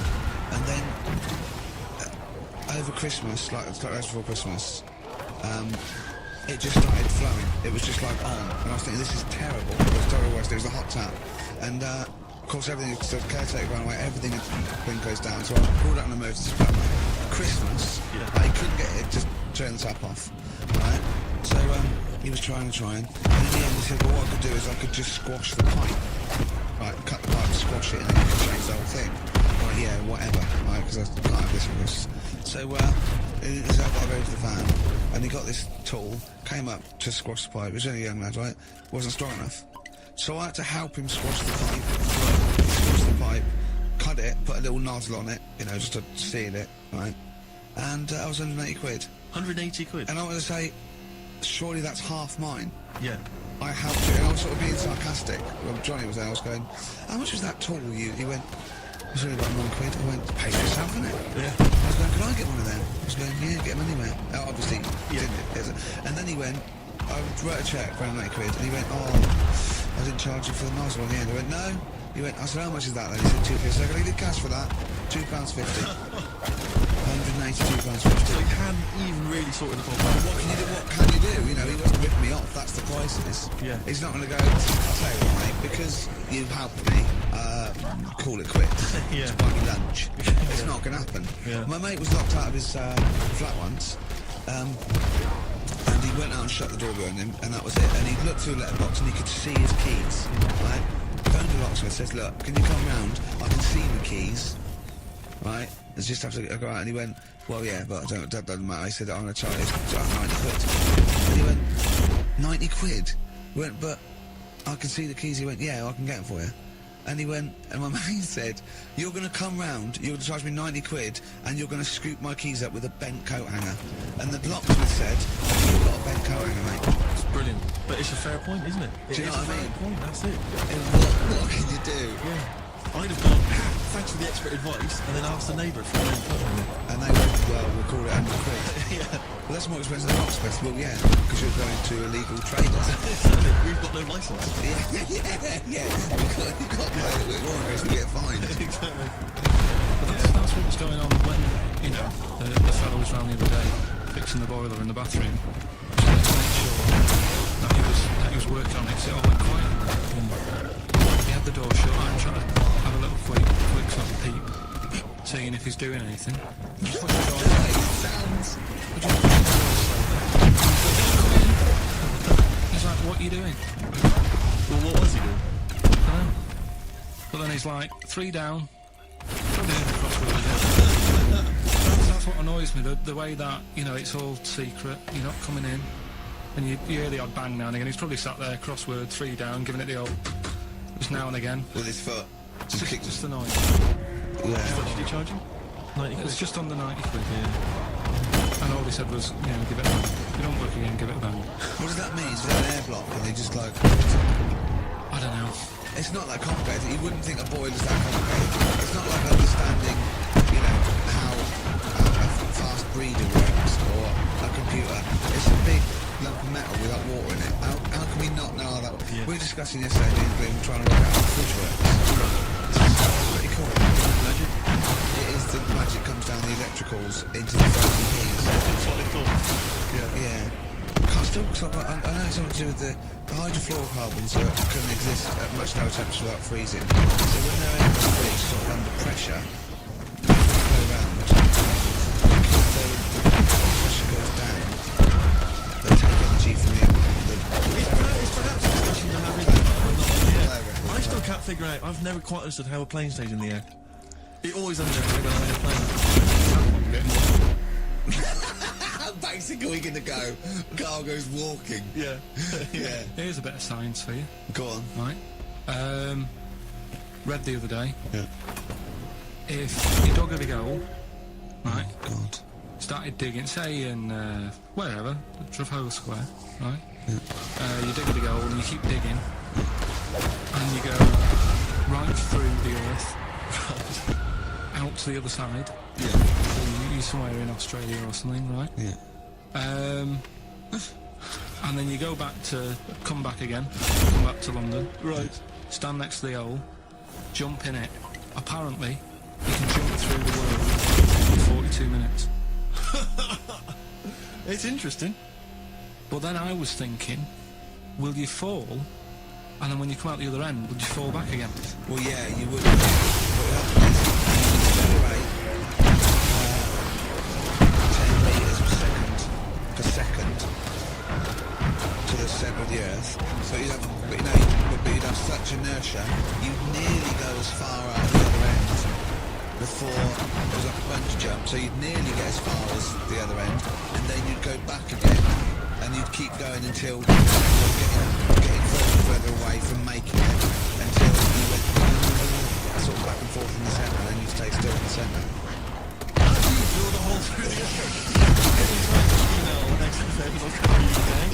Let us know how you got on. Did you get through the side? Did you get much ready? Did you buy one of those funny corn pens? Did you keep one open? How does a fish work? Darkness, growing on me, XFM 104. With me, Steve Merchant and Carl Pilkington. I lost him, didn't I, in a conversation? Yeah, you were talking about quantum physics, to be fair. Yeah, I was just explaining what a black hole was. We were talking about that last night. And just halfway through, he just went, yeah. Put his headphones on. Brilliant. Yeah. Oh, it's the dear. thing about Carl is he speaks with such authority about things that he thinks he knows about. And when you try to explain to him, you know, he goes, no, of course ghosts exist. You try to explain to him why it's what they don't. You can't be bothered with that. Yeah, you did all your learning at about 12, didn't you? Yeah, but I'm still picking bits up now. Said without irony. Oh, brilliant. What have you learned recently? Anything interesting recently you've learned? Darwin, that's why I was asking you about him. Right. Yeah, Darwin, we know what you did, didn't you? I don't know what he did. I just read the other day that they've got a treatment for whatever illness he had. Honestly, play.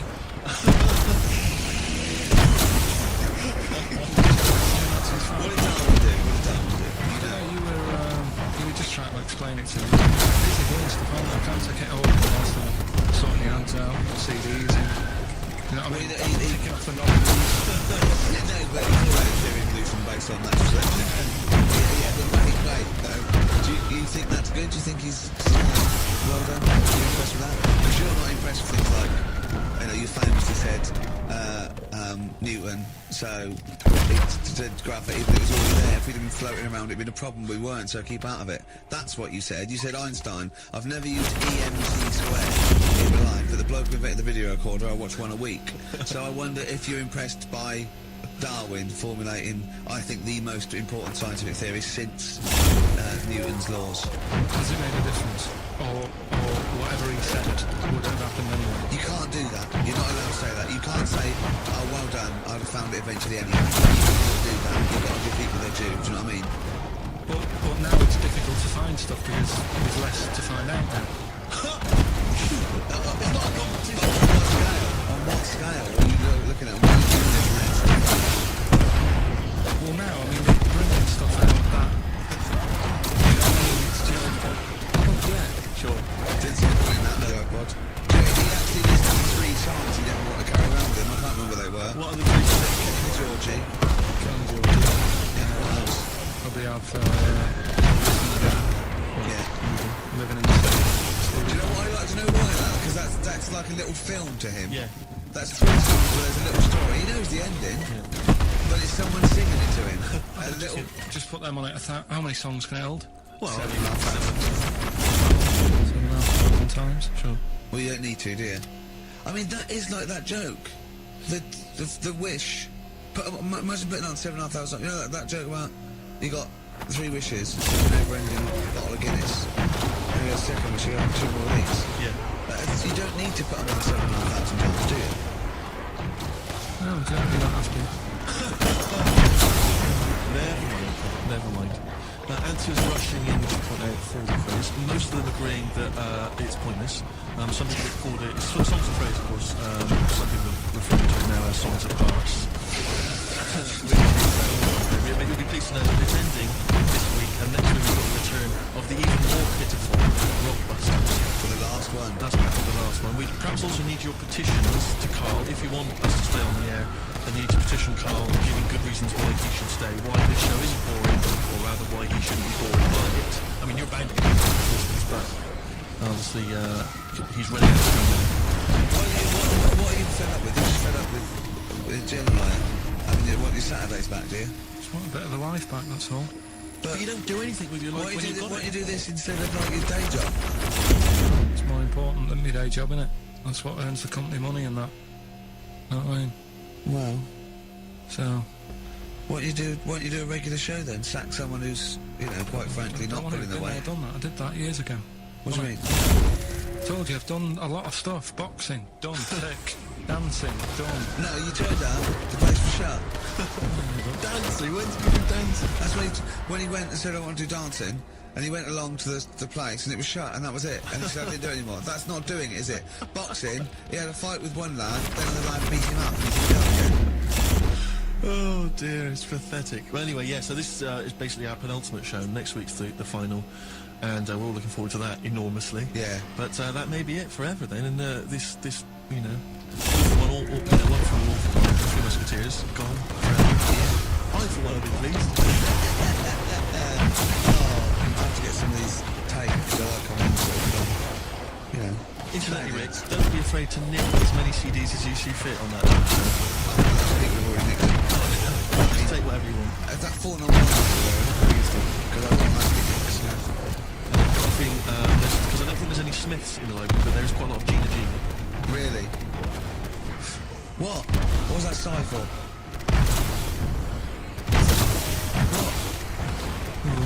Play a record. Monkey News is on the way. Plus the This result. is radio. You've got to keep talking or playing music. Yeah.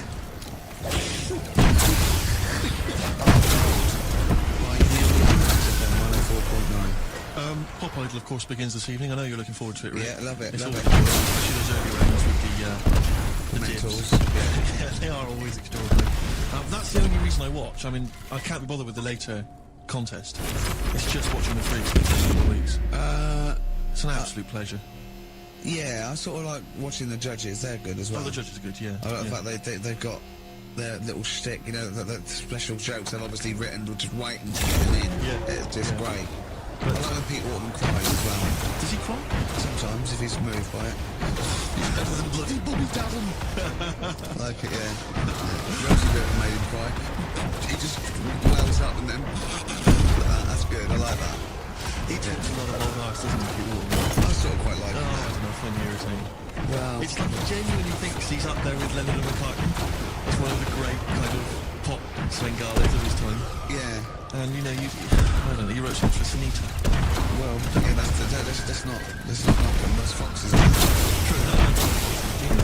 And obviously he can step in if there's any Rick Waller, you'll be pleased. Now, I know I'm a huge Rick Waller fan. Not only has he got a great singing voice, but he really is a picture. Isn't he? No, I know it's a bit harsh to say before, but he does make me a little sick to the stomach when I look at Rick Waller. To be honest with you, it's his own fault. You know, he went in Celebrity Fix, he had a chance to switch into it, and he's actually wrong, and he didn't trim down, and he's, for want of a better phrase, a bloater. But, you know, he's in the paper this week saying that it was all because of his image, he didn't fit the stereotype of what pop stars should look like, blah, blah, blah, blah. Well, he's disgruntled by this, he's got a great singing voice. Well, he has got a great singing But the voice. point is this, Rick, the point is this, since the days of Elvis, since the days of being on speed... He's not as bad as Elvis. has the whole package, the voice, the sex appeal, everything. We know how it works. Kids buy it. It's pop music. That's what pop music is. You know, if you want to be a big fat bloke, you've got to at least be as good as Barry White. He isn't. So anyway, he set up an organisation. He's already got back. So you're saying, get over it. The world should be on their own books. Well, no, I'm saying pop music. That's what pop music is. I mean, this kind of obsession with he should get a chance. So you not know? on record. No, I know, but be a session backer, be a backing singer. The point is, this kid wants to be a star. He wants to be a star, doesn't he? That's the point. He doesn't want to sing and make it come to records. He just wants to be a star. He wants to be a I celebrity. thought that's the real rub. Actually, he's not being truthful himself. He doesn't just want to make beautiful music and sing. He wants to be, you know, carried around in a lounge chair in the door. Imagine that. I know. He'd actually have got money to pay for the entourage that can carry him. Four elephants needed. But he's got a company now, he set it up with his dad, it's a management company, it's called Star Search, and basically he's hoping to break the fickle industry, expectations. And so if you're a bit of grotesque, if you're a freak of some kind, if you're someone that Carl, would be impressed by or, alarmed by, then you can get in touch with Rick, and he can put you in there, women with beards, little midget fellas, whatever it does not fit the usual. Should we cut along? I'm thinking next week. We won't have much to do after. Ricky's got a bit of a singing voice on him. I'm learning to play piano on the keyboard by Bob Dylan. I can master that. I don't know what you can do. You can dance. You can dance, can't you? You know that you've done it. You've done dancing, so exactly. it's like Donkey. Well, yeah, on Christmas. That's perfect. I'm good on that. What were you meant to be playing when you were donkey in the night? Drums to Kings.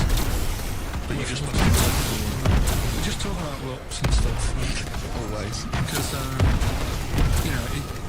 sort of cheeky trick of the week, we did that and stopped doing it. It was upsetting a few people. There was a thing on the website the other day, like, just keep up to it, up on the news, what's going on. News. We did a thing about him and what he'd look like if his head wasn't messed up. Yeah. And they made a little picture for him. Was he quite good looking? Not bad looking, but you can't use it. It's not like you can't put it on a passport. Sure. Yeah. Well, and the fact that he's been dead for several years. Yeah. No, but they also do that sort of thing for people who are alive. They say, this is what you look like. So you can't use it for that. Yeah. You can't use it on, Isn't that that's sort of like rubbing it in, though, isn't it, really? It is a bit. Yeah. Unless they said, good news, you were ugly anyway. Yeah. So he got honest. You wouldn't have pulled if you didn't look like an elephant. If you were symmetrical, you weren't a looker. You couldn't use that on a little dating agency picture. This is what I look like. Yeah. This is what I would have looked like. And they phone up and go, I'm intrigued, what do you mean would have looked like? Well, I see you, as we said, 7 o'clock. How will I recognise you? I'll be eating buns. Yeah, look for the giant cauliflower. Yeah, in a coat. Exactly. I love the fact that you're keeping up to date with what the Elephant Man might have looked like. Yeah, exactly. That is amazing. Carl's news is largely what's happening in around 1880. Yeah, or what might have happened around 1880. No, but it's sad though. Did you watch that thing in the week? That What Are You Staring At programme? I didn't know. I couldn't face it. I know what you mean. It was about people who'd had unfortunate deformities and stuff. Yeah, and it was really sad. I suddenly felt bad about some of the stuff we'd talked about and what have you. Because Can I just say something? Like that's quite a nice thing to say. I was trying to feel bad about some of the things we talked about. Should we go over what we've discussed today? What? What subjects have we brought up today? How can you feel sorry about things like that when we're still doing it? No, I'm just saying. You have a laugh and that, but then you see a programme about it and you go, oh. What, you realise they're real people you're talking about? Yeah. When do you ever forget that? When do you ever forget that when you bring up these cheeky freaks of the weeks, or when we talk about Rick Waller, that there's not a real person on the other end thinking about it? Yeah, but sometimes it's hard because they don't look like real people. Play a record! Don't slag off Rick Waller. That girl was on with a big head. It's like Bo Selector. We played some Dizzy Rascal earlier, And that was wicked. exactly. And he's the new kind of the kind of London rap sensation. Yeah. But let's not forget Credit to the Nation from 1994. They're Teenage from Birmingham now, sensation. Steve. Whatever happened to MC Fusion? He got a lot of bad press at the time. People didn't respect him, but I'm listening to that now. I think it was bloody brilliant. Yeah. All right. And crucial, no? Exactly. Adverts. Kings of Leon, Molly's Chambers on XFM 104.9. I'm Ricky Gervais, you're Stephen Merchant, and this little bald head mank over there is Carl Pilkington. Cock-a-leaky soup?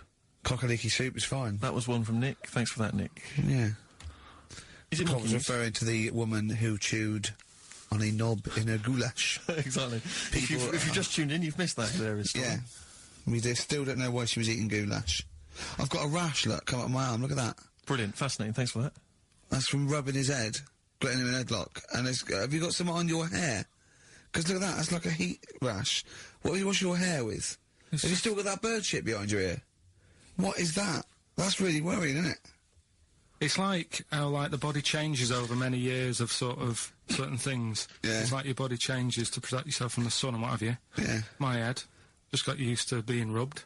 Yeah. It's reacting now. Oh, that's a defence mechanism, is it? Right, I see. Right. Look at that, that's horrible. Anyway, You've got something on your hair, you know. Monkey news? I was going to say the winner. I don't think anyone cares. Oh, come on, someone got all of them, didn't they? Well, okay, play it again then. This was Songs of Phrase. We did this The earlier. well-known phrase is Galileo, stop talking about science, make me television.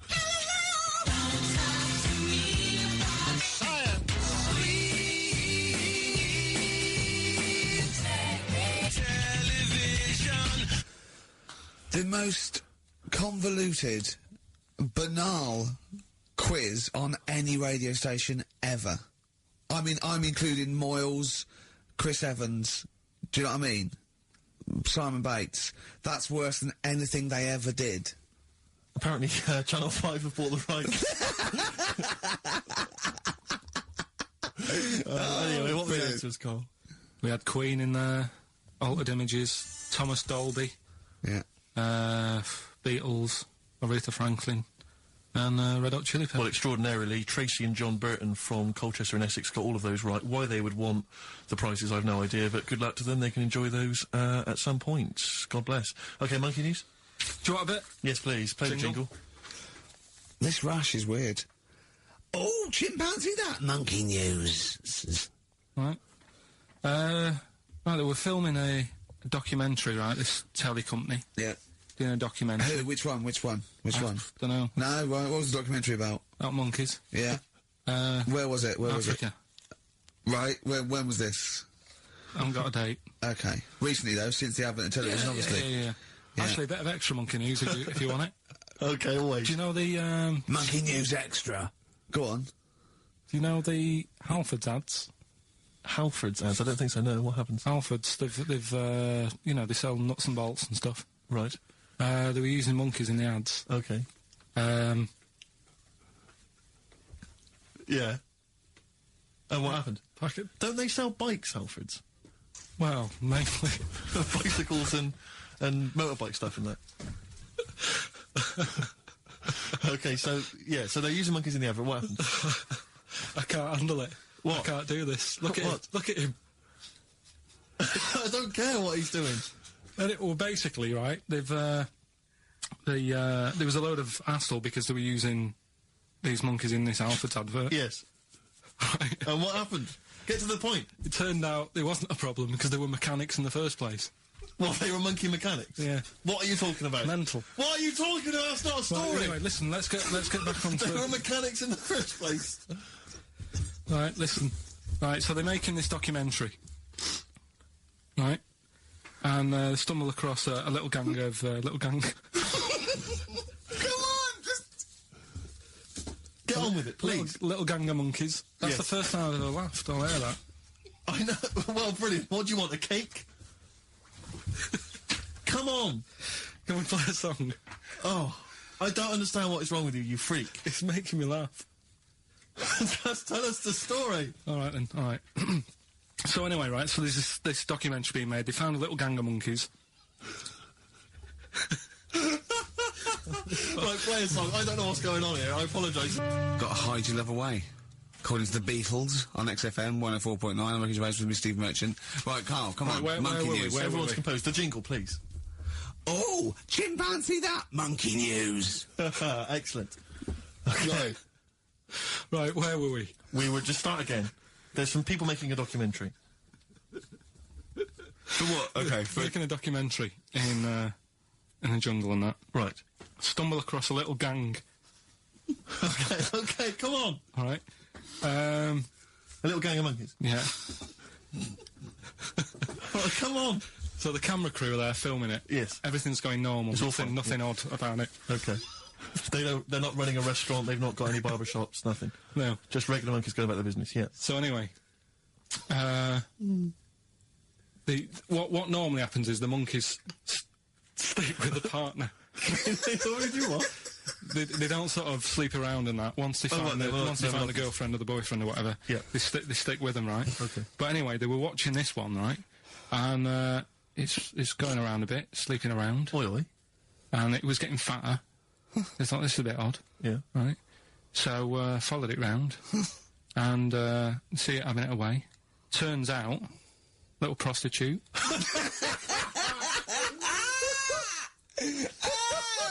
Oh, God! It's a little monkey prostitute. It was getting fatter because it was charging them bananas. What a load of old rubbish. It's charging them bananas! What was it, a boy or... It was a... Woman. Little woman monkey. That's the most extraordinary monkey news I've ever heard. Oh! That is genius! Has this documentary been televised? I don't think it's been on yet. No. And that's all the information you've got? Yeah. And is that's one banana for everything? Now, half a banana is for... Just oral? A poor job. Right. If you want full-blown monkey sex, it is 2.5 bananas. Sure. So, Let's just play a song. let's just play... All right, well, this is our penultimate show, so we're back next week. We're going to make it a barnstormer, I'm sure, lads. I want 100% behind it, 110% next week. All right, none of this giggling, none of this infantile giggling, like Okay. two schoolboys. Right. All right, we're going to come back, we're going to have some quality monkey news next week. We're going to have all kinds of treats, I would have thought. Okay. Some great prizes. All right? Are we okay? Yeah, We all best show. behind that? Let's make next week the best show ever. Good luck. If you miss it, then you miss out. We're ending with a track from a couple of years back. I think it was 92, 93. Dinosaur Jr., Start Chopping. Play that. Start playing. Forget Start Chopping. Start playing. Right. All right? See you next week. Yeah. 1:05 then, already, of a Saturday. So I'm Ricky Gervais. That was Placebo, yeah, with special needs, which brings me to my next point. With me, Carl Pilkington. Carl Pilkington, there he is. Steve Merchant. 104.9. That's it. We're back then. Well, for one last time. Well, it's certainly the end of the season. We're away for at least, 2 months. We're doing the Office special. And possibly forever, depending on whether Carl decides he wants to carry on with this. Because, I mean, we do this for fun. We don't need to do this. We don't need to do this for, money. Obviously not. The kind of money you're earning, Rick, you do not need to do I this. don't need to do it. It's quite honestly beneath me. Yeah. We don't do it to further our careers because it's embarrassing being... Didn't your XFM. accountant say, do not even bother cashing those XFM checks? It's not worth your while. It's not. The time it took to sign them, Exactly, it wasn't worth it. So we do this basically to ridicule Carl on a large sort of platform. I say large platform. Yeah. Yeah, excellent. No other radio station will it's have us. roughly the same as standing up in McDonald's. I and imagine so. ridiculing. But of a lunchtime though. Yeah, yeah. Or so- when it's just a cleaning stuff one way up. Yeah. So if Carl doesn't come back, he's breaking up the freeway park. He's very much Sting, isn't he? Yeah. What, 1986? Exactly. He's going to go on to make some quite core sort of jazz-inflected white man song. Yeah. And leaving us to go about our business. Play Pizza Faces. Exactly. Yeah, well, I'm going to go into sort of maybe Say, right Dad, what can I do? You don't know anything about it, you're a dad. Yeah. So we'll have to see. I mean, do you think anyone cares? I wouldn't have thought, because I think if someone was interested in having some good chat, some great laughs, they'd spend some more time with their friends.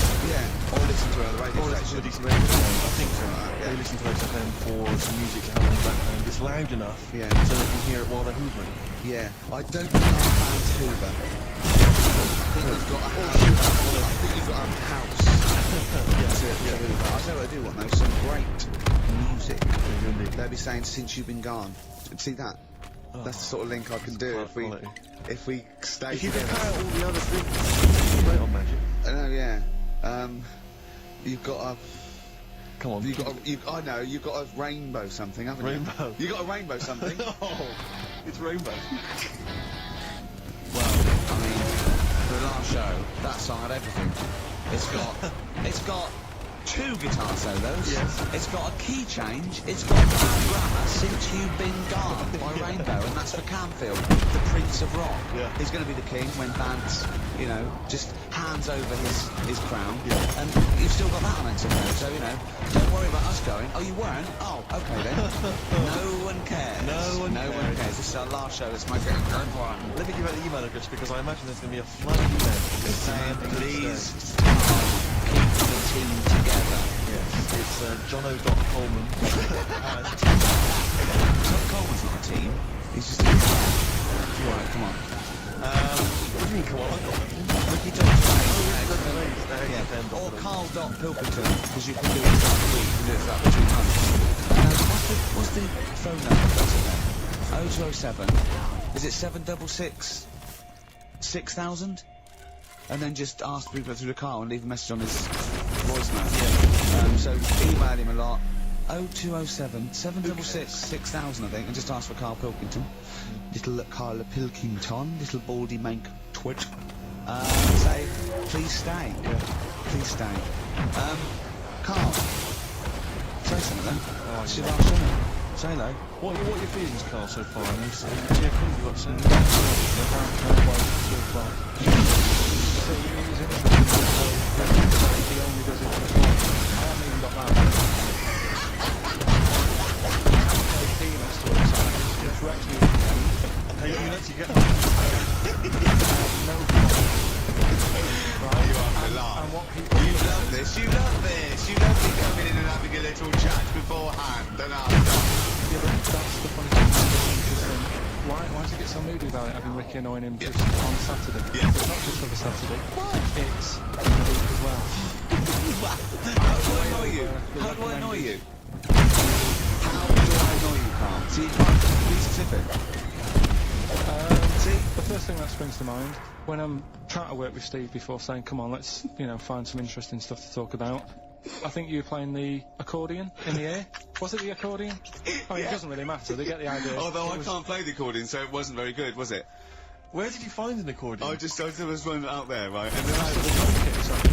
then I had a loudspeaker and I put the accordion, but then it loud, those loudspeakers. They're amazing. My question is this, Carl. Do you honestly think that's going to stop just because you're not on air? He's not going to see you on a Saturday, so you should see him coming even more. Yeah, I can just drop in. Not bothering me, isn't it? And he'll have his fob taken off him, so he won't be able to just wander in. Of course I won't. What? They're not. You think they're going to? Of course they're going to let you in. You know? Yeah, I might come in, might do a few shows, hang out, you know, with Andrew, go, hey Andrew, how's it going? And you go, yeah, we're having a bit of trouble, what do you think? I say, well, lose that off the playlist, put that one on, sack that. Yeah? Let's have a little bit of feeder. Feeder. Forget about tomorrow. At least we'll get back, Steve. 3 of us for an hour and a half more. The last time ever possibly. Little baldy head manky. Carl Pilkington. A number of emails, Rick. This is from Matthew Davis. I think he knew it captures the mood of the email public. His email is just simply titled, Go! In the name of God, go! Why not leave immediately and stop subjecting us to this abject Well, misery? Carl did once when he had to get a train. Of course. So that's never happened on radio before. But who knows? You stay tuned. We might shoot off at 20 to 2. Or we might get better. We might get better. We might get better because we've done a bit of planning because I got Carl round last night Really? to do some planning of the show, didn't I? So we've Yeah, I got... thought you were going to be there, Steve. No, I wasn't told about it. Yeah, well, I called him up and said, why, what we're doing? He said, well, you can come round and, you know, have a chat, maybe get some ideas and that tomorrow. So I said, is Steve there? Yeah, Steve will be coming, yeah. So, go round. Close, next to his flat, it couldn't be closed. Right? Yeah. Unless there was sort of spirits and that in the lift, it couldn't have got closer. Yeah. I turn up, you're not there.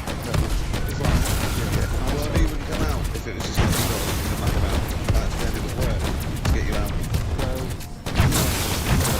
anyway, this is very interesting that you'll like. So I think, well, that's kind of work. Maybe just try it and that. So I'll go in and we'll get some good ideas and that kind of stuff. Come to the book. It looks for about 40 seconds. So I don't know where it is. Come on, let's come in here. Let's have a wrestle. So I'm sat in the lounge. Sat there, just chatting to his girl. Just chatting. He comes wandering out. Yeah. I don't know if you were comfortable, but it sort of pulled up. Yeah. It looked like... okay, probably like a gay sumo wrestler. Yeah! And I did a little dance for you, didn't I? Because there was MTV on and I was doing a little dance. Dancing to Elton John's new one. Yeah! And what did you say? What did you say when I was doing a little dance for you and my pants pulled up? Like, right? Do you remember what you said? You went, I poured him a drink, he's in my home, I'm entertaining him, he goes, "Are you sure you're not a bender?" Is that any way to treat a host? I think it was the right time to ask. But we did do some work, didn't we? Because you got confused and you said, he said this, you know, oh God, it's like a child or a cat when it's confused. He went, "Steve Evans, in ancient Greece, right, it was better to shag a bloke than a woman." And I went, "Well, yeah. I mean, that's about the male being sort of a first-class citizen. Much better, isn't it? An aspiration to sleep with a beautiful man than a beautiful woman." Women were lower-class citizens, Yeah. so therefore men were seen as high. Also to have sexual relations, there's no shame in that. No. And I said, "Well, it was, you know, ancient Rome." I said, "Nero, he used to sit in his big jacuzzi and he used to get, you know, pretty boy men to just go into the water and just nibble at his testicles while he was having a wash." He did. Yeah. But it's not gay, so... No, well, no. I mean, you know, I don't know about Nero, but I mean, it wasn't a case of a big delineation between acceptable and understand. It was just, you know, whatever. So what did this fella do then? This one was having his... Well, he was pretty much the top boy, Nero, for a while. He was a chump. And, you know, you did what you were told. If Caesar... But why were people going around there? Why didn't they go... No, they weren't dropping in. They opened like the door was open. I actually see what Nero's doing. It's not like we're not popping in. Yeah, normally what would happen is he'd say, "Come back to my place, I got a boat for you." Yeah. You'd pop in. But He'd come out in his pants. You'd have probably been like a little delivery boy or a stable boy or something, you know. And you'd have popped round there and you'd have gone, "There, right, Nero. There's the tablets of stone you wanted." And they go, "Pilkington, why are you out here? Pop on..." I don't know why he's French. What is that? I don't know why he's French. Just pop under the water and nibble at my testicles and you'd have done it. And he was Nero. I wouldn't. He wouldn't have. He was Either way, I wouldn't. Yeah, well, you What wouldn't. fine, I've dropped the things from. Yeah, you've gone around to Nero's place to kiss. Right, I'd say I've done my job. Yeah. That's not the sort of tip I want to No, he just said, "Get the little baldy jack to nibble at my testicles and you'd run forward." No. Well, you can't me, I don't know You what's know, Nero. right. No. Can I just say this, Steve? Not only would you be nibbling his testicles, you'd have been going mad. You'd have been noshing him just for extra. You'd been doing everything you wanted. You'd have been going, I didn't ask you to do that. You'd have been going mental. You'd have been chewing, slurping, smacking, poking. You'd have been chopping. You'd have gnawed his packet off. You'd think you were eating Walker's crisps. There'd be bubbles, there'd be blood. Oh, it'd be horrible.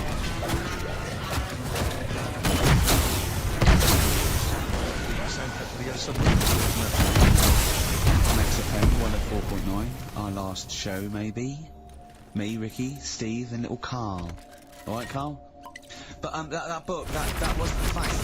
It wasn't like just to ruse to get you back to show you me and dancing in my pants to Elton John.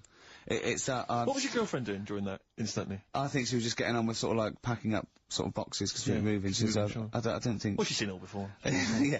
And the book was, do you remember that book that I showed you? That, it was, Man's Body, an Owner's Manual. And it's just like Yes. loads of stats. And there's one in there... Yeah, it's kind of like a Guinness Book of Records of men, yeah, there's one section there. That was, Sorry, hang on, it's not a Guinness Book of Records of men. That just sounds a little bit like you and I were sat around your house looking at a big book. the big man book. The big man. He is a big man, isn't he? He should be on the front cover. Yeah, it was a book more about the kind of physical body. And Exactly, yeah, biology and social and, you know, sex and all that sort of stuff. And this is where we got the novelties going from, right? This is true, right? I read that the... Not news. Then I've got a jingle. I read that the smallest ever functioning penis, right, after 3 quarters of an inch going up. That is bad luck, isn't it? It's a micro thing, so it's perfectly scaled down. Just a little look at Carl's legs. Well, couldn't the fella have said, look, so don't print me. It's not the sort of press people want, is it? There wasn't a picture of him. It was anonymous. They didn't read the book and that was exactly. Look at this, Frank. What? Smallest ever penis, Antonetti didn't go, it's me! He just went, yeah, loser. Yeah. You know what I mean? Anyway, let's have a shower. I'm alright. He must have had to have a little jod with a pair of tweezers. Yeah. Because you couldn't even get a fist, I mean... No. That is bad luck, isn't it? What would you do, right, if he invited you round and said, right, and he was like the king, right, and he went, oh, can't we just go there and just nibble at it, and you've gone out to the water, and he was about to nibble at it, and you come up and you go, this is tiny, would you be disappointed or relieved? Well, that would happen. No! Carl, I'm saying if it did, would you be disappointed? Would you go, oh, that, I can't even get, I don't know where to start with that, or would you go, oh, thank God it's not a big one? You've got to remember that he's again. What would you do? Would you go, oh, lovely set and tackle, or, oh, it's not as good as I wanted, or would you particularly think I'm glad it's not big, because I'm not that great? I'm not even going to think about it, because I wouldn't do it. I know I wouldn't do it, even back then.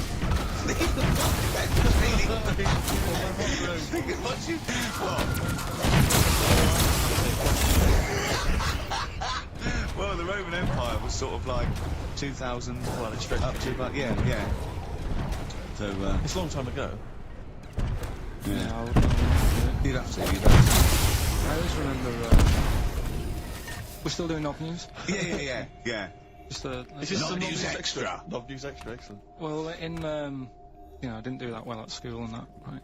But we had biology. And I didn't take much of it in, but there was one day when it was about, you know, Knob News. And it was all about how, you know, And gorges. Yeah. The erectile tissue. Yeah, it was all about that. And during the class, we were sat there watching it, and she fainted. You just heard her go, oh! And she hit the floor, like, we were all sat on top of the desk watching it. Like, I wasn't interested in it. But, Paula, right, she was funny thing was, what was it, a video? Yeah, a video of, like, this blood Yeah. doing business to this fella's member. And she fell over, right? And everyone was like, oh, it's blood. And the teacher was trying to, like, wake her up and give her water and that. And it was really weird because then the nurse came in, and yet this video was still playing. And the nurse came in, what happened? Well, she's seen this. Yeah. And you could hear, like, you know, it was going on to, like, sex education. It was all done, what weapons, and she was still out for about things got to, like, and then they had a date. And that just reminds So me of it them. seems to me that was her sex education class. She fainted when the penis got erect, and when she woke up, the baby was born. That's probably what she thinks happened. She's wandering around now. And She sees the whole class just missed out of it. They She saw someone never saying- wins the first. She gets erect, she just goes, oh no, Well, I'll that's get it. She pregnant. was a bit of a class tart, really. That's why everyone was like, Oh, what's up Carl, with her? Carl. No, but she was.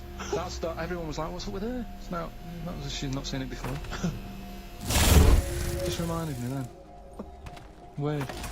But anyway, yeah, so I wasn't Anyway, yeah, let's leave Nero. Yeah. The other thing in this, should we play a record and come back? Yeah. There's another interesting fact. There is some extraordinary facts in there. Yeah, we'll do more facts. We're running over. It won't be knob news. Won't be knob news. There'll be all different types of news. Libertines. Going back into the sun. On XFM 104.9. I'm Ricky Gervais, with me Steve Merchant and Carl Pilkington, for possibly the last time ever.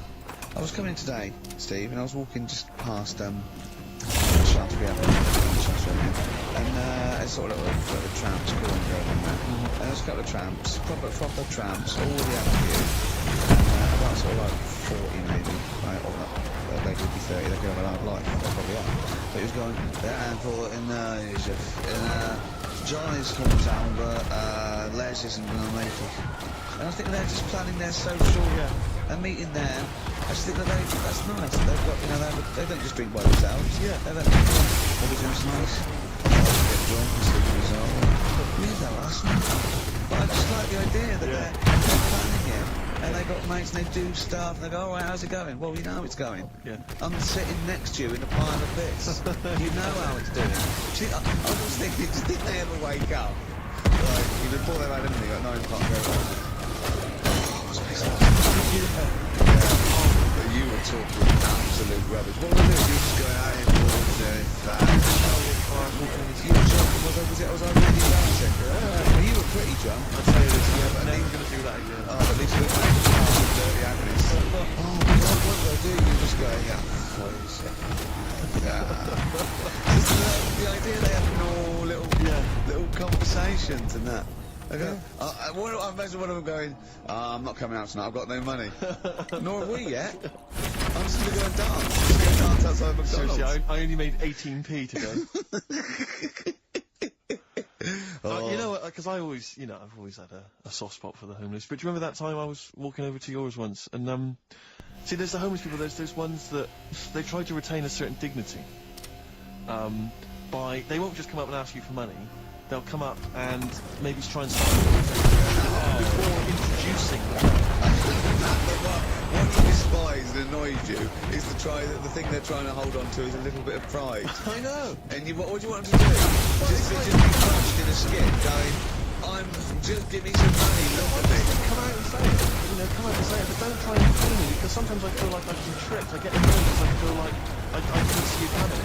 You came out of left field, you know, I didn't know you were attacked. I imagine the fact that they're bare-chested, apart from a blanket with their hand out, covered in sores, and no teeth is a clue that they're not really. This was one of those ones you sometimes see, the ones they're slightly older, and they've got full suit on. They wear a complete suit, like a pinstripe suit, with maybe trainers. Yeah. And I sometimes think to myself, you know, at what point in that moment before they finally left the house for the last time, they think, what I'm doing, homeless, I want to be good. But it's not sleeping rough. But it does happen quickly. It sort of happen. It can happen in a matter of days. Anyway, listen, I don't judging the fact that, I just felt a little bit annoyed because I didn't really know. And he came up and he said to me, and he said to me, excuse me, mate, have you got the time? And I said, whatever, you know, 3:10, and he went, have you got any money? And I knew then, I was annoyed, and it annoyed me because I thought, I should have known straight away. I mean, a homeless person, you know, I sensed it straight away. Yeah. Excuse me if you've got the time. I wanted to say to him, where have you got to be? Well, yeah. What appointment have you got? Well, no, maybe he goes to work, he starts begging at 3 o'clock. He asked all that day, he goes, what time? They go 3:45. You know what I mean? Then he goes, oh, give us some money. It's 3 o'clock. Right. Maybe that's the morning's off. It might have been his day off. He was doing half day or, you know, shift work. Yeah. He might, you know what I mean? You never know what shift they're on. I just think that when you see those people from shelter or from family relief in the street, they've got to wear those little things over their clothes that say where they're from. Or maybe some kind of military. Yeah. So you know when you stop by, you know what to expect. They've got a clipboard. I know. These homeless people come out of it, they look like regular people. They come lurching out like zombies. And you go, oh, you think that's the next one? Oh no, look, she's got a dog and place. I just think they've got to come out. Just be honest. You know, be proud. Those people that think sometimes annoy me is where they stand right in the middle of the pavement. I have to zigzag. I have to cross the road 4 times to get through it. It's like playing Getaway on video. All these other counts on the street. You have to really. They come out and worse when they recognise me. That's why I've got about 8 standing orders now where it's just like people trying to take my money from me. In my house on the tube, there's swarms of people trying to take my money from me. Direct debit, haven't you? £5 a week, just I've got for the month. Yeah, it's like Johnson in South Africa. She came over and she was saying... He was talking to her for about 40 minutes. Just making sure your money was going to the right place. Yeah, I was saying, you know, why have I got to give you my bank details? This is the thing. And I was saying to her, I'm sure you'd make more money, right, if you just had a little thing that you put money in. I said, I want to help you out, right, but it's the fact I've got to give you bank details. And she's saying, no, this is the way we guarantee we make money. You know, we can help places out because we could be out all day. Whereas, you know, we know that it's worth standing around.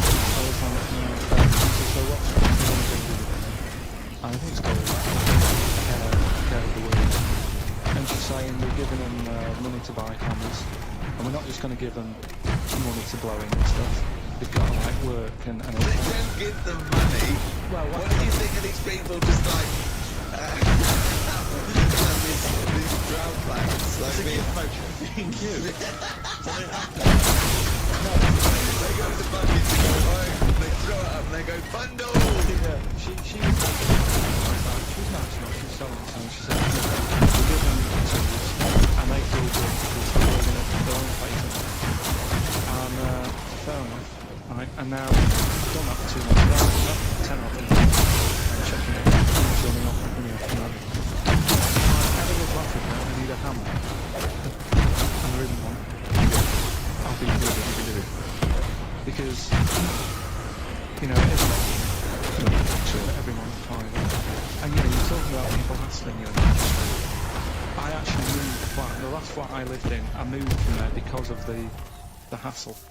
That Really? was, yeah, it was a high street, and you couldn't, like you were saying, you'd nip out for a loaf and spend about 40 quid. Yeah. just on people saying, give us some tramps, heart attacks, old people, or whatever. It's like, yeah, so it ended up pushing me off that street. It was like, I can't handle this. It's getting crazy out there. They may as well have little stalls. Yeah. Hey, but listen, let's make the world a better place with a little bit of music. A bit of Bauhaus. Give generously. Yeah. Bauhaus's version of David Bowie's Ziggy Stardust on XFM 104.9.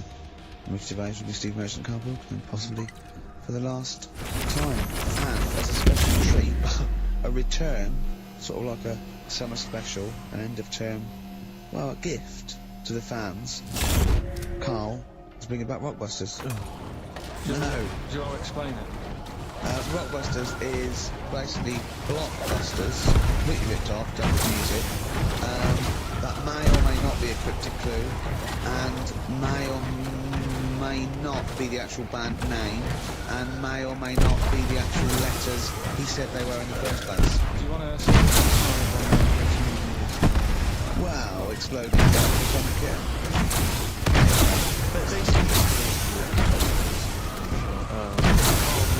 He considers to be a cryptic. It's just some words. Now, from that, he wants to conduct the name of an artist or a group or a band. We've had things like the Jamaican Ferris swinging a fish round, that was detrout spinners. So that's the level of intellect you are getting from Carl Bilton. Just do the competition, what? I was thinking, was it that she fell down in Whitney Texas? Houston. She fell down into a puddle in Texas. Yeah. Yes, you said it twice, it's not cryptic, so just do it. Actually, sorry, I'm going to email you answer. You've got some good prizes today on that. Right. Let's hear the prize. Whiz through it with this, you know, the competition's bad enough, let alone just what's it got? 3 DVDs and 6 CDs. He's got the young ones and all that, TV things, there's some great CDs. Right, so the first one, cryptically, this vegetable started life down under. Right? This vegetable started life down under. The initials KO. Right? KO. This vegetable started life down under. Second one, the things that you normally find on the beach, right, have been found floating around the moon. Right. Yeah. That's, I think it's TS. You think it's yes? You set the questions, but you're not. So, things you normally find on the beach have been found floating around the moon. Right? And the last one, well, if you put that many in the post, I'm surprised I didn't receive one.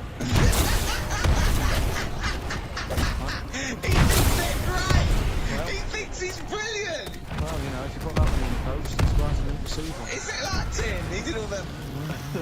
Yeah. The initials there, FC. FC. Right? So you know, if you go to the Hey, slam dunk into sounds. from the tomato. That will be the next single from DMX, which is where we put that on XFM 104.9. It bloody better be. You loved it. XFM 104.9. Yes. Sweet. It's that Halfway kind of through. stuff. That lingo and that kind of patois that they won't be hearing next week. No, I know. No, I know. Off making some bling bling. Alright, so that's the sort High of... five, mate. Yeah. Sweet. It's weird all that talk and that, isn't it? I don't know what that means, Brilliant. Carl. Excellent. What do you mean? No, just all that bling bling and all that, because I didn't understand it, right? So I did a bit of research. Brilliant. That's what you should do if you don't understand something. Look it Yeah, up. I mean, always That's what- scope it that's what I out. did. if you I always do understand. that. I always Yeah. do that, though. You know I do that. No, I'm giving you props for even doing it. Yeah, so. massive respect and big you up. Yeah, go on. But it's all slang. Right? Is it really? Is it really? So it's not in the... really? That's odd. No, I don't remember it being in Romeo and Juliet, but then... So Yeah. you didn't speak like that when you went to Oxbridge? What? Never mind. But no, I did a bit of research into it, right? Go on. And one of the things that they use Yeah. is I was out last night, did a 187. That's a murder. Yeah. But why use slang? Because apparently 187 is really slang. It's not slang. It's a code.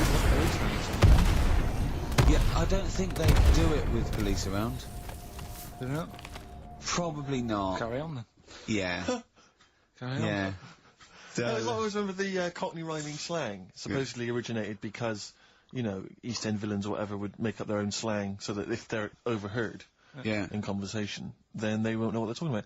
But just look it up in some kind of Cockney rhyming slang. book. Yeah, I like the idea of go, okay, where is he? Where's Fingers? Well, Copper, I'm going to tell you this. He's up the apples and pears. Exactly. What do that means? I don't Well, know what leave the house then. Yeah. If you don't know that he's hiding up the apples and pears, you might as well shoot off. Exactly. Well, I can't possibly figure that out, so I'll just have to shoot off. Yeah, where was he last seen? He was last seen with his trouble and strife. I know what that means. Well, you might as well shoot off then. Yeah, it's a perfect code. Of course, though, talking about Shakespeare has only 1,200 words. And slang gets in, so there are more and more words, and slang soon becomes, you know, the norm. There's no not real words and real words, you know what I mean? They're just as valid if they're common parlance, so they all become part of it, or they fade away and they're not used because they're a fad. Yeah, like waz up. Yeah. That's probably, yeah, or soon to be. I was reading, was it a couple of years ago, You're Gonna Like This Not a Lot. Right. Got into the popular thing. Imagine that. Like this, not a lot. Ziggy I think got in or something. Oh no, Girl Power got in. Right. Girl Power as a Sorry, go on. No, it's just to start with the slang. So you'll start the governor. And that was followed on the page on the podcast that we go into when, you know what I mean, when you use a bit of slang, you get to put the right on up and still make that follow up. I thought you meant, when you said that there's a page in the front, I thought you meant the card with his face on. Oh, there he is. Is this the book that you nearly finished reading but you realised all the pages were in the wrong order? He bought a cheap book, right, a second shop, started reading it, loving it, then he started reading about this bloke, and he went from jail to school, and then he looked at the page numbers and they were all out of order. How annoying is that? You never read books, do you? I never read one, right? And Suzanne, it was a weekend when we were going to Hastings because you told me I didn't, right? She said, I'm going to take you away so you're relaxing, what have you. So, ended up not relaxing, it was like putting the jukes in. I started reading on the train, I'm loving this, very interesting story about this fella who, you know, didn't have a great life as a kid, starts getting into the crime, what have you, turns out to be the governor. But it wasn't as easy as that, because like you say, it was, started off at school, then he was in prison. And then next thing is like married. He's like 12. And then it's quite a time. And then I just thought, I think it was chapter 1, and then it did say chapter 12, he's doing that stylish way like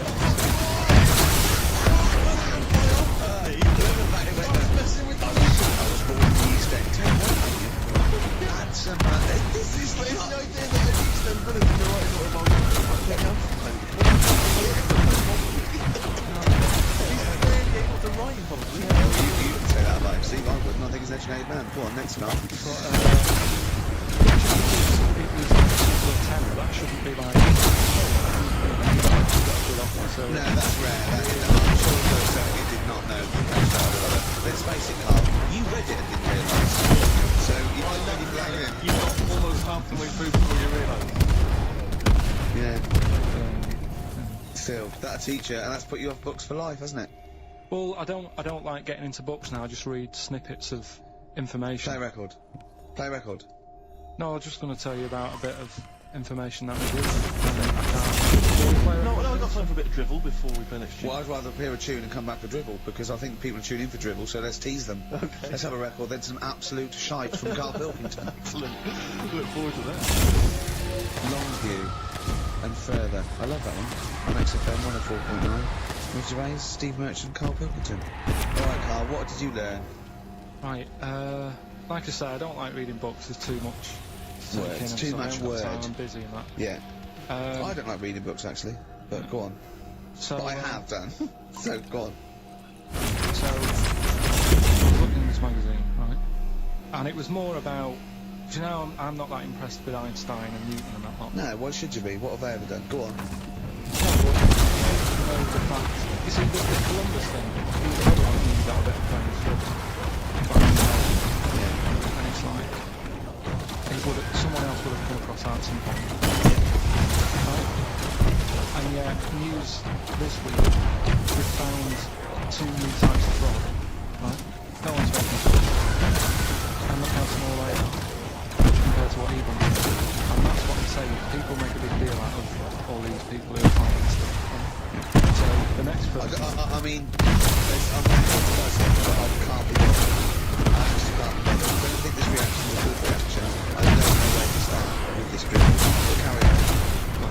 So anyway, the next fella who... The next fella? So I keep talking dribbles. The next fella I'm going to talk about. Go on then. Yeah. Everyone raves about him all the time. Yeah. So I'm trying to why he's like... Okay, so... Did a bit of reading up on him in this time. Now, I read it. It's only 200 words. But I read it last night. Is it relativity you're talking about? Well, did you say yeah, like I just made that word up? You heard us? Okay, so the 200 words, as far as you recall. So I read it last night. So Suzanne said, can you read this? So I'm watching Sex and the City. I said, right, but can you read it? And explain to me what I don't understand. It's great. It's like she's thinking, I haven't got kids. Yeah. And yet he still wants me to help with his homework and I'm watching telly. I've been at work all So day. she said, look, go in the bedroom and read it out loud. She said, it would make more sense if you read it out loud. Right, so I said, right, I'll go and do that then. And it was good because it's cool in there anyway, right? So I went in there.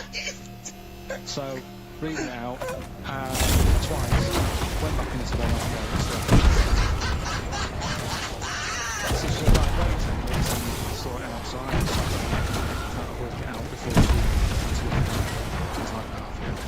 Now, what he was saying is, if you send a man to a movie, right, he was saying to the fella in the rocket, it would seem like 20 years to him. No, well, that's what he said at the beginning. Well, it wouldn't necessarily. No, but listen. So, it's like 20 years to a fella. People who are on the earth, it would seem like 2,000. Yeah, because time is relevant, not So, what do you mean? the fact is that it's tending towards the speed of light. I've even done it with atomic they've set one up in Concord, it's 0.01 of a second difference. What is the watch? Yes, yeah, because of greater speeds. So why does speed affect our watch? Well, I don't think this conversation... Speed is... Sorry, it's not, you know, See what I've done? I don't think this is a conversation to be had on Saturday afternoon. Well, I'm just saying that. It's not me, is it? It is you. You went quiet, Steve. No, because I'm not going to explain it to you. I'm going to say in a it nice, frothy way. it's speed equals then velocity doesn't change. And all the distance, time has to. That's his theory. Yeah? Well, we just got. What's your point, again? What's your point? I'm just saying. Because you don't understand Do you know what it, it it's like? worthless. I was trying to explain to Newton that basically formulated the laws of the universe, the 3 laws of the universe. Even playing snooker, I'm trying to drop something else. Going even on reaction, all these sort of stuff, right? And he said, what do you do apart from the apple on his head with the gravity? And I went, well, what do you mean? And he went, well, why was it a problem? If he had been floating around, I'd have called him in. But since we're not, we don't need him. That's what he said. You reckon for him? You monkey out of it. By the Darkness on XFM 104.9. Last show. Last ever shout out to Kano, to Pilkey, all the Dimmer Manco. This is called his Latin name, Dimmus Mancoid. Right?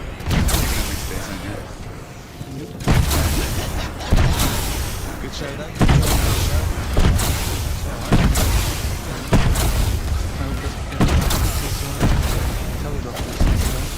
What's the Telegraph?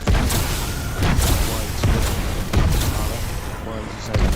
Just downloaded the album today. Just, you know, these are bits and that, so you don't have to worry. What they phoned up to say, hello Telegraph here, we'll be listening tomorrow. I don't know what they're doing. Are they doing a review or something? I don't know. Why would they do that? There's no reason.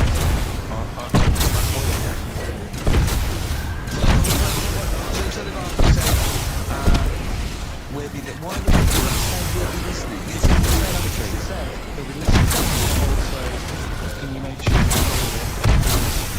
you can't listen to it to the pirate stations that are on at the weekend because it affects our signal and stuff. Whoever's listening must listen and know there's from the pirates. Just doing a feature about radio shows or something then? They're going to tear us to shreds. They're gonna... I mean, listen to... Sorry, seriously, the drivel we fought today. I mean, what are they going to make of it? That's a broadsheet newspaper. I think I know what Monday's headline's going to be. I don't think it's going to be like, forget about the power curse. It's not going to be about, the inquiry or terrorism or anything. It's going to be, no more to love news. Yeah. And they're going to love it. Seriously, I have a little bit of self-respect. And if I'd known something quality listening, I would have. Because I'm an award winner. You know, I'm a respected television writer. And I've, won awards, sort of class. And what have we talked about? Knobs, we've had the worst voice on radio, we've had people trying to explain relativity, so we didn't even understand what that word was. I don't think you recognise the word. You read that article 4 times, twice out loud. Where you could hear Sex and the City music. That word might have been a terms left tense. You haven't heard it before, so I don't know. Do you look between the lines? Do you actually look at the words? Telegraph, we're going to love that. Which one? Loads of words. The Telegraph's got loads of words. I mean, there's quite a bit of words. There's people, they actually know. Yeah, there's too many words. There's too many words in the world.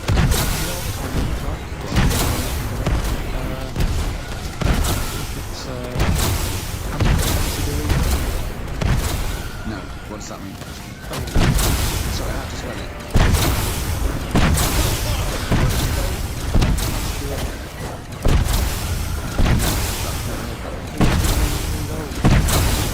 The annoying thing is, it takes long to say. And it's the fact that if you use that, Where did you hear that word and on what context? And someone told me about it. I was talking to someone about long words and that, because you mentioned something when we were out drinking, and I said to you, why did you say that then? What word does that mean? And then you had to explain it, and I said, well, you didn't have to say that, you could have just said blah blah. But can I say, Steve, I wasn't sort of trying to catch him out or being pretentious. It must have been just a normal word in my vocabulary that he didn't know. Wait a minute, what, vocabulary pretentious? You've lost me. you lost, yeah. I'll tell you what. You're scared by syllables. Yeah. No, it's just... I'll tell you what, though. I was going to do a feature about this. It's funny you should say it. I was going to do a feature. My next feature I've written down is how good the Telegraph is, the newspaper. Yeah. It's bloody brilliant. I love it. Because it's informative, it's impartial, there's research good. I think it's a lovely layout, the photography's brilliant. Do you know what? I love the bloody font. I love the bloody font. Hey, do you mind something else? I mean, you say it's sort of, I mean, if there's any bias, know the accent is a bit, but I bloody love the Tory party. I love, wow, and let's not go into it, but I mean, I just like to tell you, I just like the journalism and the way I like the way they're fair. They've never like, you know, slag us off. No. But also, I think it's because they understand that, you know, we don't really care, and so we can't be blamed for anything they hear on the radio. No. Yeah, fault. It's And more sort of anything we said that was like, you know, a bit nasty or stupid was probably sort of like some clever, sort of ironic postmodern. Yeah. Play record. Brilliant telegram. It's very fairly priced. I think it's too cheap. I know. The cult there, she sounds sanctuary. On XFM 104.9, I'm with Space with me, Stephen Merchant and Carl Pilkington. Now, if the Telegraph are listening, and they're, you know, whatever it is, they're writing their article, and they're coming up with sort of words like cheap, smutty, lowbrow. Yeah. In our defence, could I just say that we're pandering to our listenership? You know, I mean, this station, I mean, without exception, the people who work here, the executives, the DJs, are alcoholics, drug users, sex offenders. Check the register. You know, and we're trying to fit in with that for 2 hours a week. So we really have to sort of really bring it down. Seriously, But if you want, we should do do our our stuff. we do our normals, like we talk about usually. Tits. Well, No. yeah. Satire. Satire is what you mean. Satire. Political satire. Social and political satire. Yeah. If you listen any other week, that's what you would have heard. Well, me and Steve are sort of like quite, you know, political animals and you know, Proust. Oh. I love him. Oh, I wish he'd resign as governor of France. Have you read Martin Amos's new novel? I love it. It's so lovely. It's very long. Politics, I mean, what do you make of politics, Rick? Sorry, I was just planning on going to the English National Opera tonight to see brilliant. Tartuffe, yeah. Yeah. Well, politics is brilliant. It's my favourite thing. Say something satirical and comical about, say, John Prescott. Oh, he's got... Stop eating pies, Prescott. Oh, I wouldn't like to be him about now. So that's the sort of what do you stuff... make of George W. Bush? He's a bit stupid, isn't he? Well, that's the dangerous thing. He's the most powerful man in the world, and I just think... I hope he thinks about stuff he does first. Oh, please. So that was wise as well as comic. I thought of something about Bush as well, but it's about his name and a woman's fanny. Oh. So I was going to bring those two together. I think it's fine though. I think that's still quite highbrow because you've incorporated Bush. Which meaning the president. And as well. So I think we're pleasing both. We got both camps. Camp? That reminds me of something. I know, yeah. So if you're listening to Telegraph, Daily Telegraph, that is brilliant. the sort of thing we're You're capable brilliant. of. That's the sort You're of thing brilliant. we're able to do. Too many words for Carl. But what about some adverts? I'd love to. Via Telegraph. Black Rebel Motorcycle Club. Stop on XFM 104.9. Well, for Telegraph are listening, they'll be loving the music, they'll be loving the knob music. Coming up, Telegraph, just keep listening because Monkey News is coming up, and to do the results of Rockbusters, the worst quiz, best quiz on radio. Do that shortly, although, probably you're thinking, Rick, isn't it time that we do our usual roundup of what's been happening in the news? Yeah. Which we always do every week. Yeah. We always do something. I mean, basically, if you're listening and you're a new listener, say you work at a newspaper, we always try to be informative, just try and put stuff out there that educates people, informed. What do you think? Well, I said Monkey News is coming up, but what have you got? No, I was just looking on there, just kind of a couple of quite important news stories, probably worth mentioning. Policeman caught photographing. I don't know why it makes me laugh. It's just the phrasing, I suppose. It's the headline. Policeman caught photographing up woman's skirt. No, he wasn't up there taking a picture of Big Ben. No. He wasn't going, can I just sit up here? I'm just going to take a picture of that seagull over there. No. He was facing the camera up a woman's skirt. He wasn't big. Right. A policeman in Japan is facing disciplinary measures after he was caught photographing up a woman's skirt with a hidden camera while on duty. The 42-year-old sergeant, who's not been named, used a digital camera to secretly snap the shots when the woman was reporting a stolen bicycle. So he was actually doing his proper job. He'd obviously thought to himself, I'll bring him a digital camera today. On the off chance a beautiful woman comes in to report a crime or robbery, I'll have it ready, I'll have it positioned, you know, in such a way. But this is interesting. This is how he got caught. Okay? The woman became suspicious after she saw a flash go off. brilliant. I mean, this Not so secret at all. Sorry, did I just see your shoe? Your shoe just seems just bringing to life there? It was light. There was light Yeah, I on your think shoe. I've had someone set fire to some magnesium that was on a little bit. It won't it's happen only, again. but it's only you and I in here, and your shoe was Yeah. suddenly lit. Why are you standing like that? Why is your shoe just sort of like between my feet? There's no reason. It's how I always stand. What did the bike look like? Flash? So, are you taking pictures of me? No. And no, I'm not. And you should wear knickers anyway. Well, how do you know that? What? How did you know I'm not? How did I know what? I'm not wearing any. I didn't know you. I don't know what you've got. I don't know what it looks like, and there's no way I could. Of course, it would be the rest of that conversation in Japanese. I know, yeah. You know, you just mentioned there about sort of no knickers and that. It's going to be your Auntie Nora. No. It's just, you know, like the last flat that I lived in, I always had a good view across the road and I could see, it was the hairy, There was the hairy well, Chinese. not hairy Chinese kid, it was just a Chinese kid actually. Yeah. Running about. That's rare, isn't it? Hairy Chinese kids are very rare, isn't it? Yeah. There's only one official sighting, isn't there? In one of those shit little magazines that you buy. Yeah, he was running around in his own pants. Did you? Sorry, you just swore ironically. I mean, I imagine because the newspapers listening, you sort of did that because he's sort of jokey. And Yeah, go on. Let's not swear. And there was Go the on. old woman who didn't move, she was just sat there reading the book all Who the we time. think possibly died and no one came round for weeks, yeah. But, and now I've moved, right? And it's quiet for a bit. I always look at what view I'm getting, right? Looks across and it's just sort of empty, sort of flats ready for people to move in and that. Right? Anyway, people are in there now, right? And they've put all the furniture in, but I haven't put any curtains up. Oh. Right. So anyway, I'm sort of washing up, just having a look out the window. Right. Girl sort of wandering about, you know, knickers on. Right. With no knickers on. You mean No naked? knickers. Well, she had a bra on. Right, okay. But, She's no probably knickers. looking for a knicker. So I thought, oh. And I don't know how long I was looking. No. Right. But anyway, she looks across. I think she spotted me. Yeah. I think, oh, God. I felt really bad. Yeah. I said to Suzanne, Sorry, is this some sort of Peeping Tom confession while the Telegraph are listening? I've no idea. well, it's not, that's the thing though. Peepington. If I was peeping, she was peeping as well, because she was looking over. Works both ways, doesn't it? Yeah, but yeah, all she could see of you was your bald head. Yeah. No, but And your this hands is it. moving as you were washing up. And some white-looking substance rotting up. Particularly stubborn stain on this glass. Yeah. Oh, God. Imagine that. Imagine if you looked across. I'm assuming the sink is lower than the window. But didn't she just, like, just cover up or something? Or she looked back and go, oh, you're looking at the bunny? Well, the thing I did, What? just sort of dropped me boxer short. What? Well, Suzanne said, what are you doing? What are you talking about? What are you talking about? No, just so they can see me cheeks of me. What are you talking about?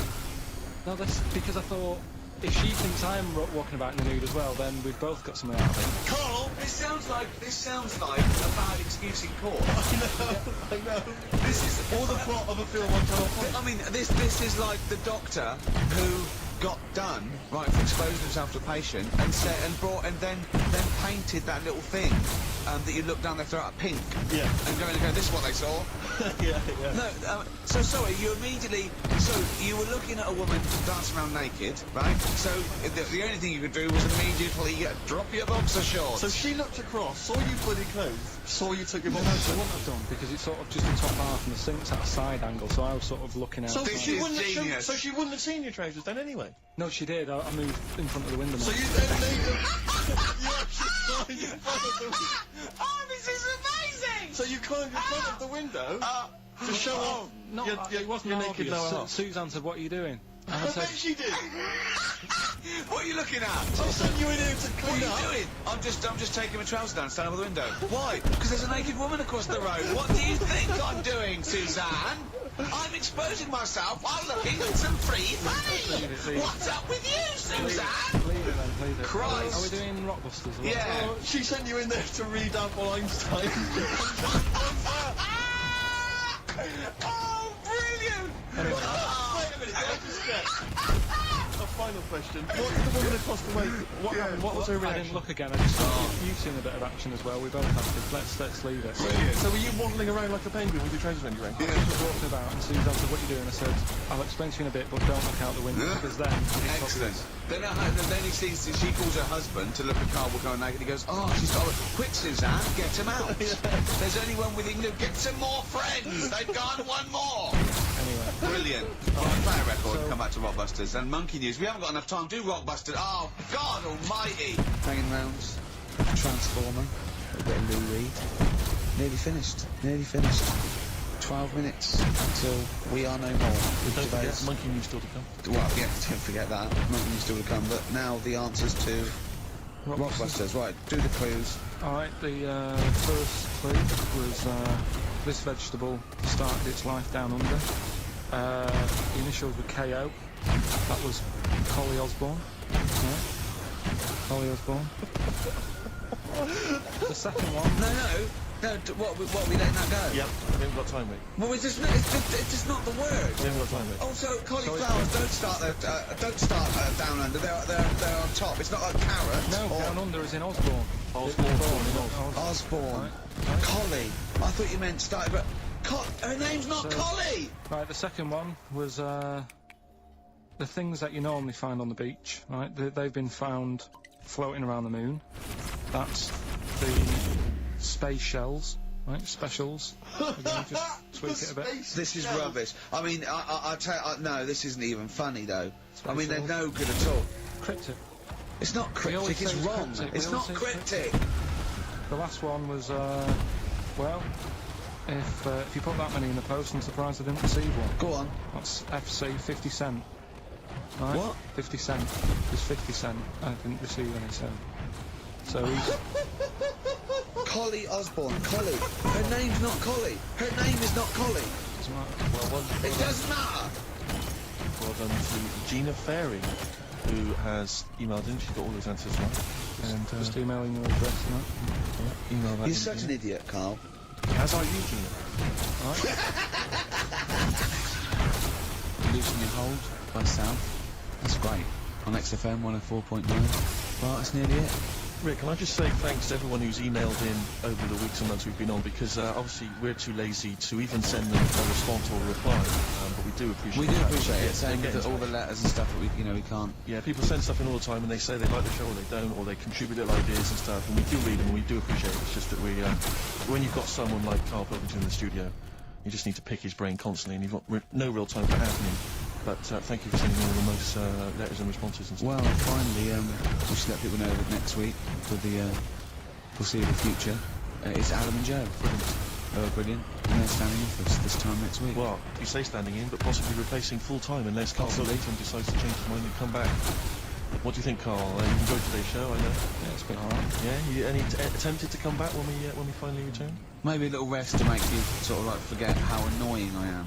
Because that is my secret weapon. Sometimes, you know, because there's the thing that you can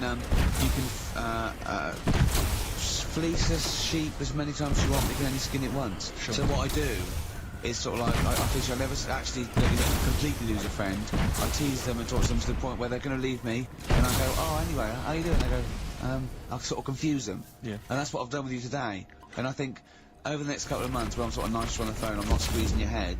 You'll go, he's all right, Rick. What? Yeah, and then I'll get you back in it. And then I'll absolutely rip you to pieces again. I'll be dealing with. So, but hopefully, and also, unlike a lot of my friends who are clever, I don't have to worry about you because you will forget. Because you've got a tiny little intellect. And I'll, do you know what I mean? You'll forget this conversation even took place. Anyway, it's what everyone's been waiting for. It's what Carl exists for the last time. It's Monkey News. Play the jingle. Oh, chimpanzee that! Monkey News. Right, are you familiar with 100th Monkey?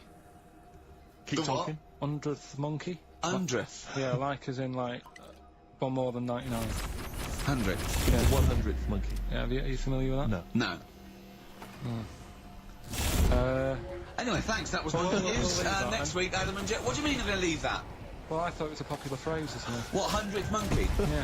What do you mean a popular phrase? What, why? What? Because you're going to do songs and phrases with it next week. We've said it was before, 100th monkey. No, it's just, it says the expression 100th monkey. Well, do it anyway, what's the from. story? Well, it's from the 1950s, right? And they got it because they were following some monkeys about, right? And they started... Who was? Who was? Journalists. Oh, yeah, why? Oh, yeah. Just to see what they're up to. Well, there are following some monkeys around, yeah. What was it, what, a documentary? Anyway, one of them Come on! Come on! One of them washed some potatoes. Okay. Right, let's leave that. Right, let's leave. Come on! A monkey washing potatoes? Can we leave that one? No, no, it's You've got to do it now. They're following the... What is it? Like sort of like a family. Is it a family of monkeys or a... It was just one chimp and it was washing a potato and we thought, that's a bit odd. Right? Yeah. And Oh, then yeah. it turns out that ended up teaching another monkey Yeah. how to wash a potato. No, they do it. They go down and wash them in the sea because they like the taste of salt. And The it's weird thing is, it's though, they when it pass got on. when it got to the 100th monkey, right, even though it hadn't been taught how to wash a potato, it automatically knew what to do. What do you mean? What do you mean? It was in them. It was in them that they knew that when they get a potato, they had to wash it. That isn't the monkey news. I'm just saying that's where the expression comes from. But you don't even heard of that. So Well, there's a couple of things there. That it could be another upshot, and you know, an instinct is part of your genetics and everything else. Washing a potato. But you can't pass on acquired characteristics. So that's nonsense. If you mean that someone was taught they had a child and it knew it, there's no chemical memory as such in. So that wasn't even monkey weird. news? No, the monkey news. You know, we've covered a lot of stuff. There was sad stuff, wasn't there? Yeah. There's some funny stuff in there. You know, Yeah. Do monkey playing news. robbers and that. Football team. A monkey football team? Yeah, in Costa Rica. Oh, yeah. Got all the team members here, right? Right. All the different things. Little goalkeeper. Apparently he's on transfer from some other club. But the bit that got my attention is, apparently he's a holder of PhD of physics. Look at that. What, the goalkeeper? Yeah, just the goalkeeper. The others haven't done that much. The others haven't done that much. Well, I believe that he's got better exam results than you, Carl, but I don't believe he's got a PhD in physics. Obviously. Do you know what the name of the team is? Coconuts. Oh! So if the Telegraph are listening, that is the sort of quality entertainment you get. Well, you don't anymore. Let's just put a song in there. Yeah, that's the end. Goodbye, everybody. Have a lovely summer. Yeah, The rest of it, and we might see you in October. We might not. It's up to Carl Pilkington. Chances are So slim. call 0207 766 6000. Ask for Carl Pilkington. Or email them. Or This is Tim Buckley's one with, I think you'll enjoy this. It's called One Side Road. See ya.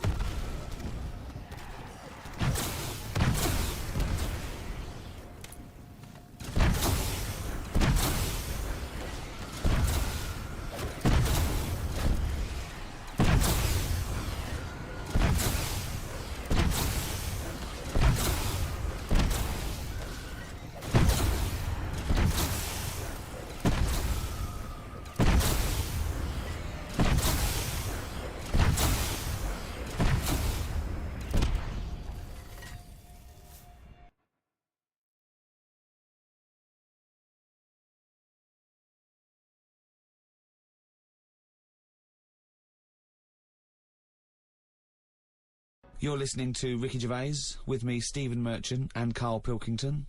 Now, you probably know me from such works as The Office and Extras, Stephen being my co-writer and co-director on those things. For those people who are not so aware of Carl Pilkington, He was our producer, sort of given to us when we first started on XFM. And you're thinking, well, why are we doing a podcast? Why are we doing a podcast for no money? Is there no money? No. It's free, innit? It's free download. But this is what I'm here to answer. It's because I like to be in a room with Carl Pilkington. You know, like some people go and help sort of chimps.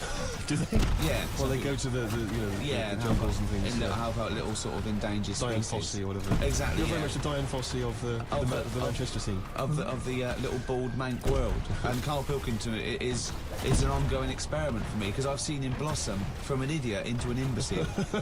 And I want to see it through. Look at the way he's looking at us through the glass. Look at that. He's got a perfectly round head.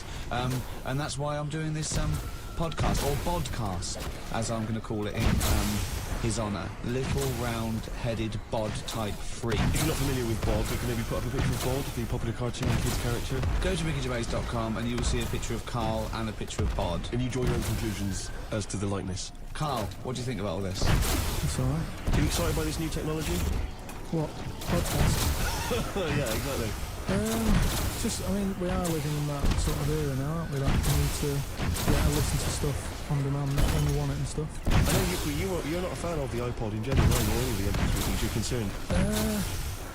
I'm warm to it, but this is what's amazing about Carl. Even though he's talking about things like MP3 players, computers, iPods, he sounds like he was found in a glacier and thawed out. Do you know what I mean? Sort of taught to speak. We're a couple of high school guys who found him. We're trying to ingratiate him in the gang, trying to pass him off as someone from the modern day. No. But my thing with iPods is, now do we need them? Do you know what I mean? We're living in that era now where we have invented most of the stuff that we need, and now we're just messing about. They said that in 1900. Someone actually said everything that's to be invented has already been invented. They said that in 1900, and how wrong were they? No, but what came out, at what point, what was invented in that year where they went, right, that's it now? What did they invent in 1900 that made them go, we've done it all now? Well, just think a little bit, right?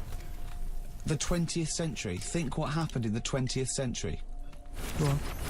Well, cars, planes.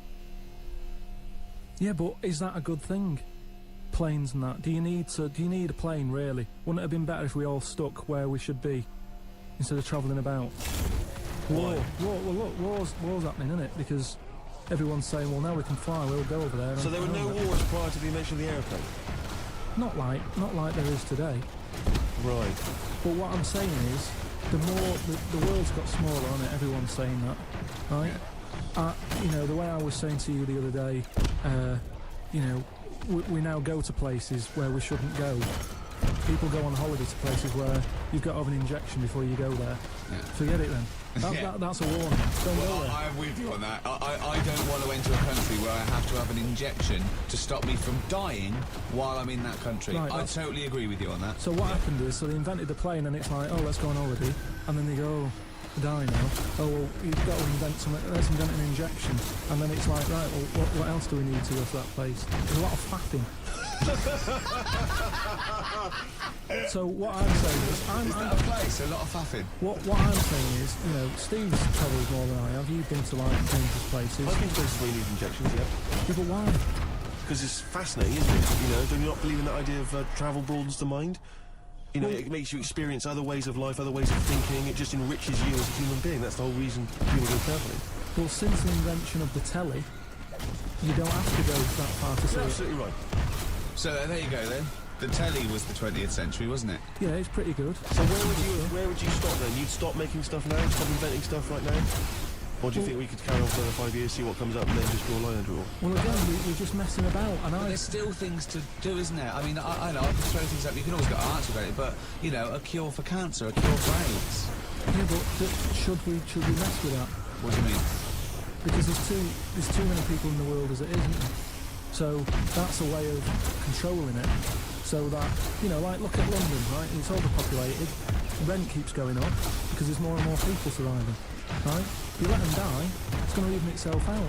See, I was saying to someone the other day about maybe we should look at, if we're going to invent something, right, forget like the traditional way of people having kids, right? The way they, you know, have it away and that.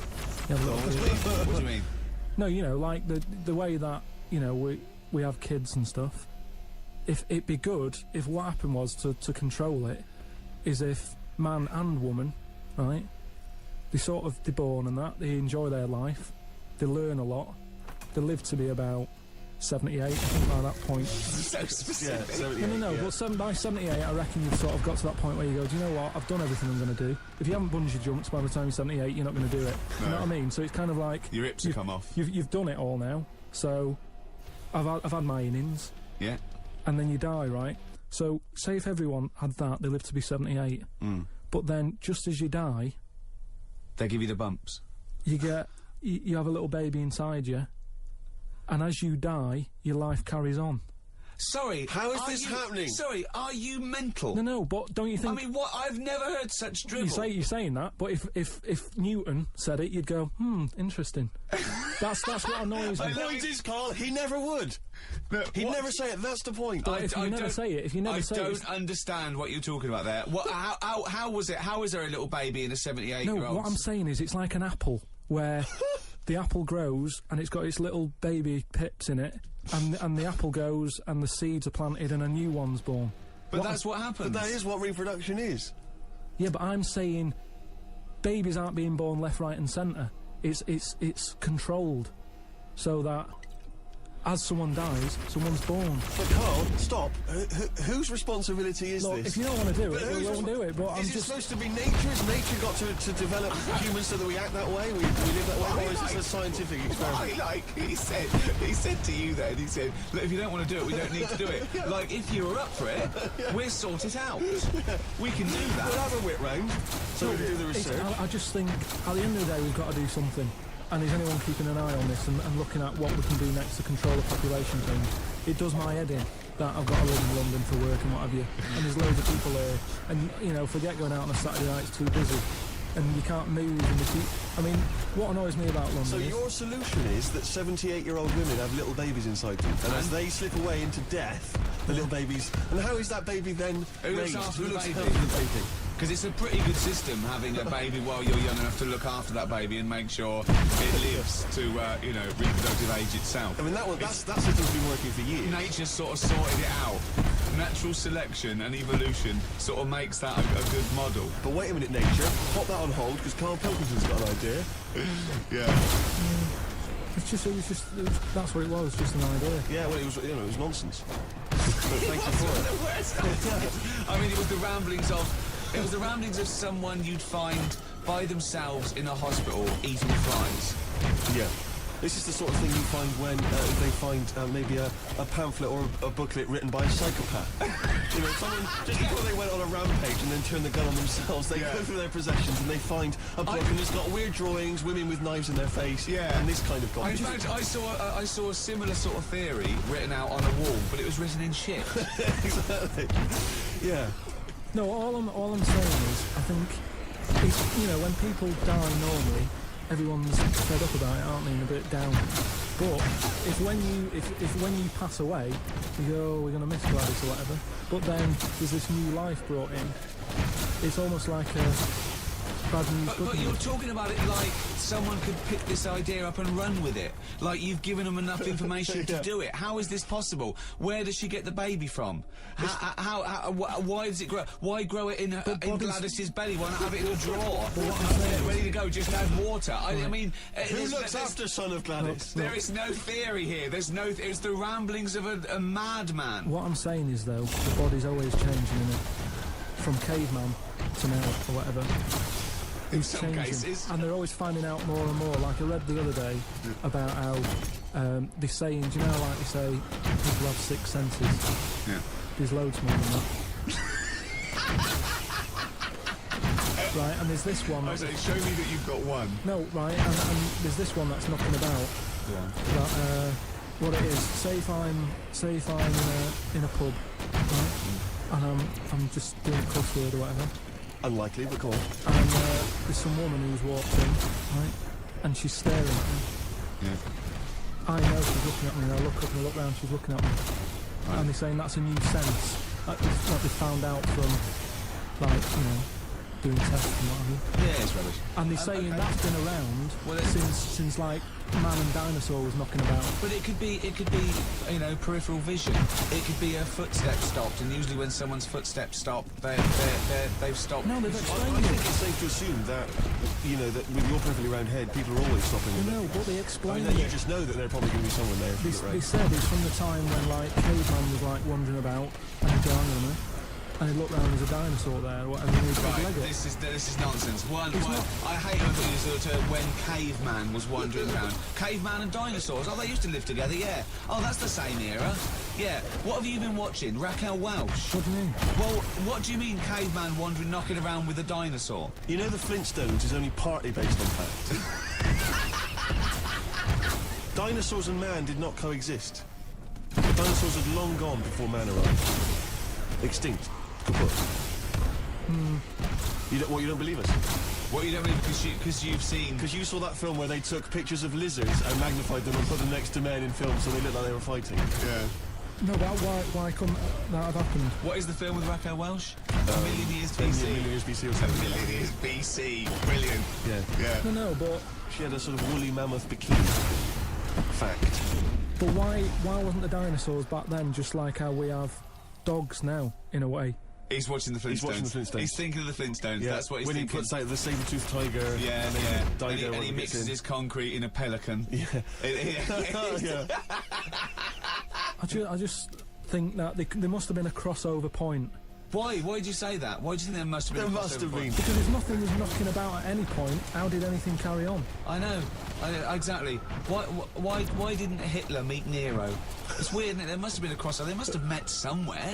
They must have met at a party somewhere. They mixed in similar circles. Yeah. Well, I mean, are you telling me that Ken Dodd has never met Genghis Khan? They must have bumped into... I can't believe it. Forget it. Oh. You're listening to Ricky Gervais with Stephen Merchant and Carl Pilkington. Coming up after the ads, Monkey News. What ads? No ads, no? No, we're not. There's nothing here. There's no records. We just got to keep on talking. Okay. Which is not. We could do our own ads. Okay. Bring tea for the Tillerman, steak for the sun. Out now to own on DVD. Ricky Gervais's and Steve Merchant's award-winning extras. With Ross Kemp. Oh, Zippy. With Les Dennis. Put your arse away, Les. I don't really know. And Kate Winslet. Oh, this nun outfit makes me talk dirty. Out now on DVD. Extras. Did you like Flannelmans? The Ricky Gervais book for kids with pictures of made-up creatures in different colours. If you did, there's more of them now in the More new book. More Flannels. Flannels. Which is also by Ricky Gervais, joined by his mate. Out now. The Ricky Gervais Show on Guardian Unlimited. You're listening to Ricky Gervais with Steve Merchant and Carl Pilkington. Well, now time for one of our regular features. Monkey News. Do the jingle. Oh, chimpanzee that monkey news. Right, what we're doing here is just giving you a bit of monkey news that's gone on, right, where a monkey's been involved in it. Good little story. Right? Are you familiar with the one that went into space? The first sort of thing they ever sent up there before man did it and all that. You see, this is what annoys me with it really. Armstrong gets all the glory, but do you know who went up there before him? A monkey. Yeah. Dog went up first. But what was the monkey called? Oh, I don't know. No, sure, okay. So it's not the most informed news bulletin. The dog was called Leica. Was it? Yeah, they couldn't get it back there. They sent it up there, did a few tests and stuff, and they couldn't get it back. They weren't prepared to bring the capsule back yet. Brilliant. We could all do that.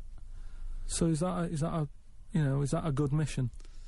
Well, I just think it was seeing what if the mission itself killed it, but they didn't have the technology, because of course it couldn't fly the capsule back, which it has to be manned to bring Right. it. Well, this was the next one up then, right? So the dog must have gone first, and then they went, right, we made an error there, right? Get the monkey in, and what happened is they taught it what buttons to hit at the time that it needed to hit them, and the way they did this was like give it bananas. It was like hit the red button, and it hit the red button. They'd give it a banana, Right. and they go right. Reverse is the green one. Hit the green one, and then they do that and go there's a banana, and then they go right. Hit reverse, and it go and get a banana.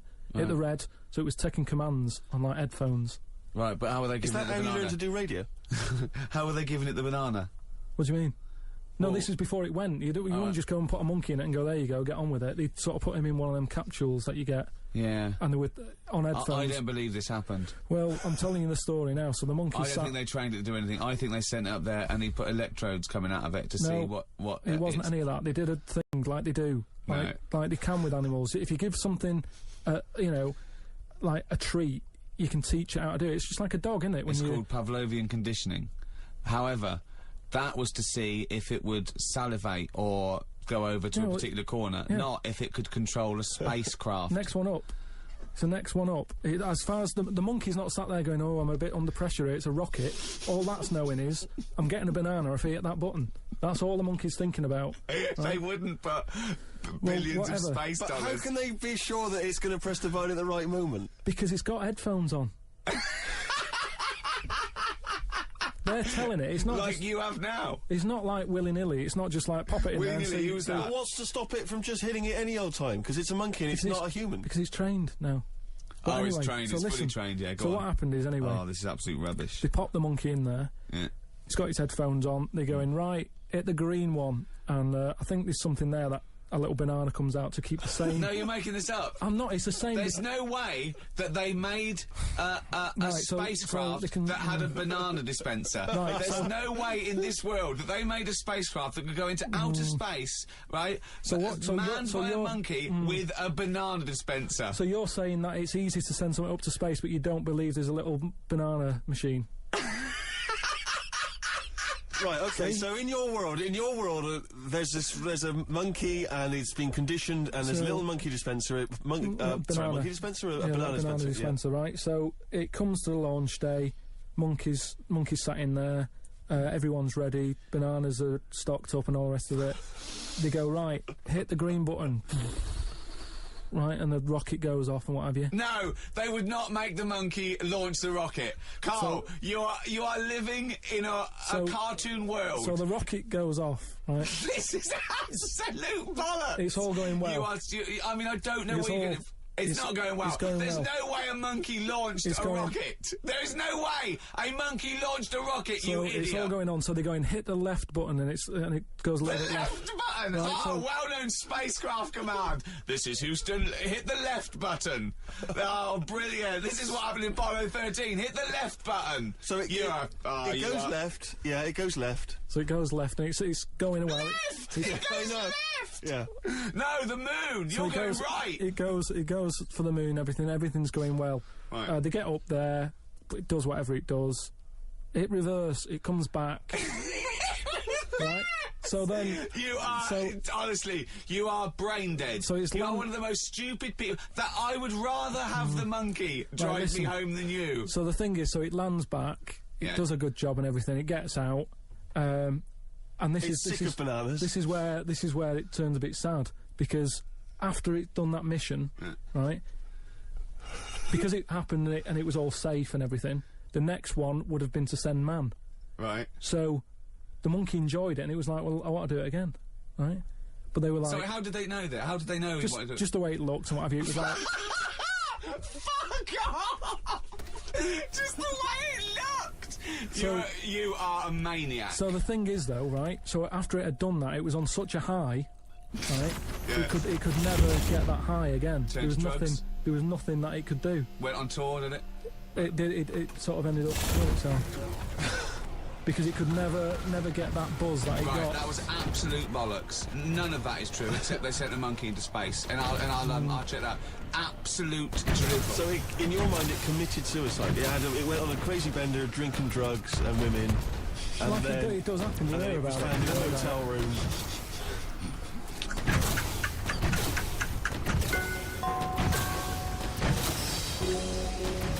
Right? Do you know, like, you don't believe in like scary stuff? It's like, you know, ghosts. No, I believe in scary stuff. I don't believe No, in well, things ghosts that are totally... and Yeah, ghosts. vampires. No. Anything made up by man. Well, there was something in the paper the other day about a vampire. They found one. They dug something up. It was in the paper. And, It's true then. It's definitely true. But we'll leave that, because he's going to do that, so it doesn't matter. No, come on, Go on, quickly, tell us about you No, it's just that they found a body in a coffin with a bit of wood through its heart and a knife in its mouth. But if you don't believe it, It was a then what's the vampire point? pirate. It was a vampire pirate. That's definitely proof of a vampire, then, of course, and not some grotesque murder. Yeah. That's definitely proof of If a it was vampire. found, if it wasn't made Hang up. on a minute, hang on a minute. As far as I'm aware, when you put the thing through their heart, they just turn into dust. And also, all their victims get their own life back. Yeah, exactly. That's Right, the and here truth. was the second bit. Somebody had dug it up, got the heart, blended it, burnt it, popped it in some water, drank it, and they're in prison now. Now, if it wasn't dodgy stuff, why are they in prison? Well, it was because they're mental, because they dug up a body, liquidised its heart, burnt it and drank it. That's why they're in prison. There's your answer. But anyway, that isn't what I'm talking about, right? But I met Derek Akora the other week, Oh, yeah. right? Who's he? Which one's he? He's Is he immediately in contact with Dave, is that right? he just chats to him and that, passes messages on. Nice. So I said, oh, tell us something a bit weird and that. So he said, what do you want to know? I said, "Just something weird." So he goes, all right. He said, here's one for you, right? And he said, there's this pub out in the country. And he said, there's this mug, you know those old mugs that they have, where they used to like leave their own cup, knock it out, didn't they? Oh, yeah. Tankard thing. Yeah. So there was one of them mugs in there, right? And everybody. Tankard, let's use tankard if we've All right, established that's the word. tankard, yeah. Because you're the only mug in this story. Right, You believe in it all. High five. Great. So this tankard's knocking about, right? And everyone who's running the pub keeps going, oh, I wish they'd stop leaving this tankard about, right? And they pick it up. It must be a pain. Having a tiny, small tankard in a pub. That must be a real grind. So every they sort of picked it up and went, we'll have to wash that, and they popped it on a different sideboard. Next thing you know, that person who's touched it died, right? Sure. So They must have been getting through bar staff. so they kept getting in new staff and that. And they were like, oh, what's the connection here? Right? What's the connection here? Oh, God. So anyway, Call Australia, we've run out. So they sort of someone notices and they go, you know, it's a bit weird. It's that cup, right? So they get Tankard. They get so it's that tankard and that. So they get a vicar in Of course they do. and they go, look, there's a lot of weird stuff going on here. This tankard, every time someone touches it, they die. So he said, leave it with me. He gets his special water out and what have you. He comes round, does a little prayer, sprinkles it. He goes, right, not a problem, don't worry about it. He picks it up, chucks it in the bin. Guess what? What?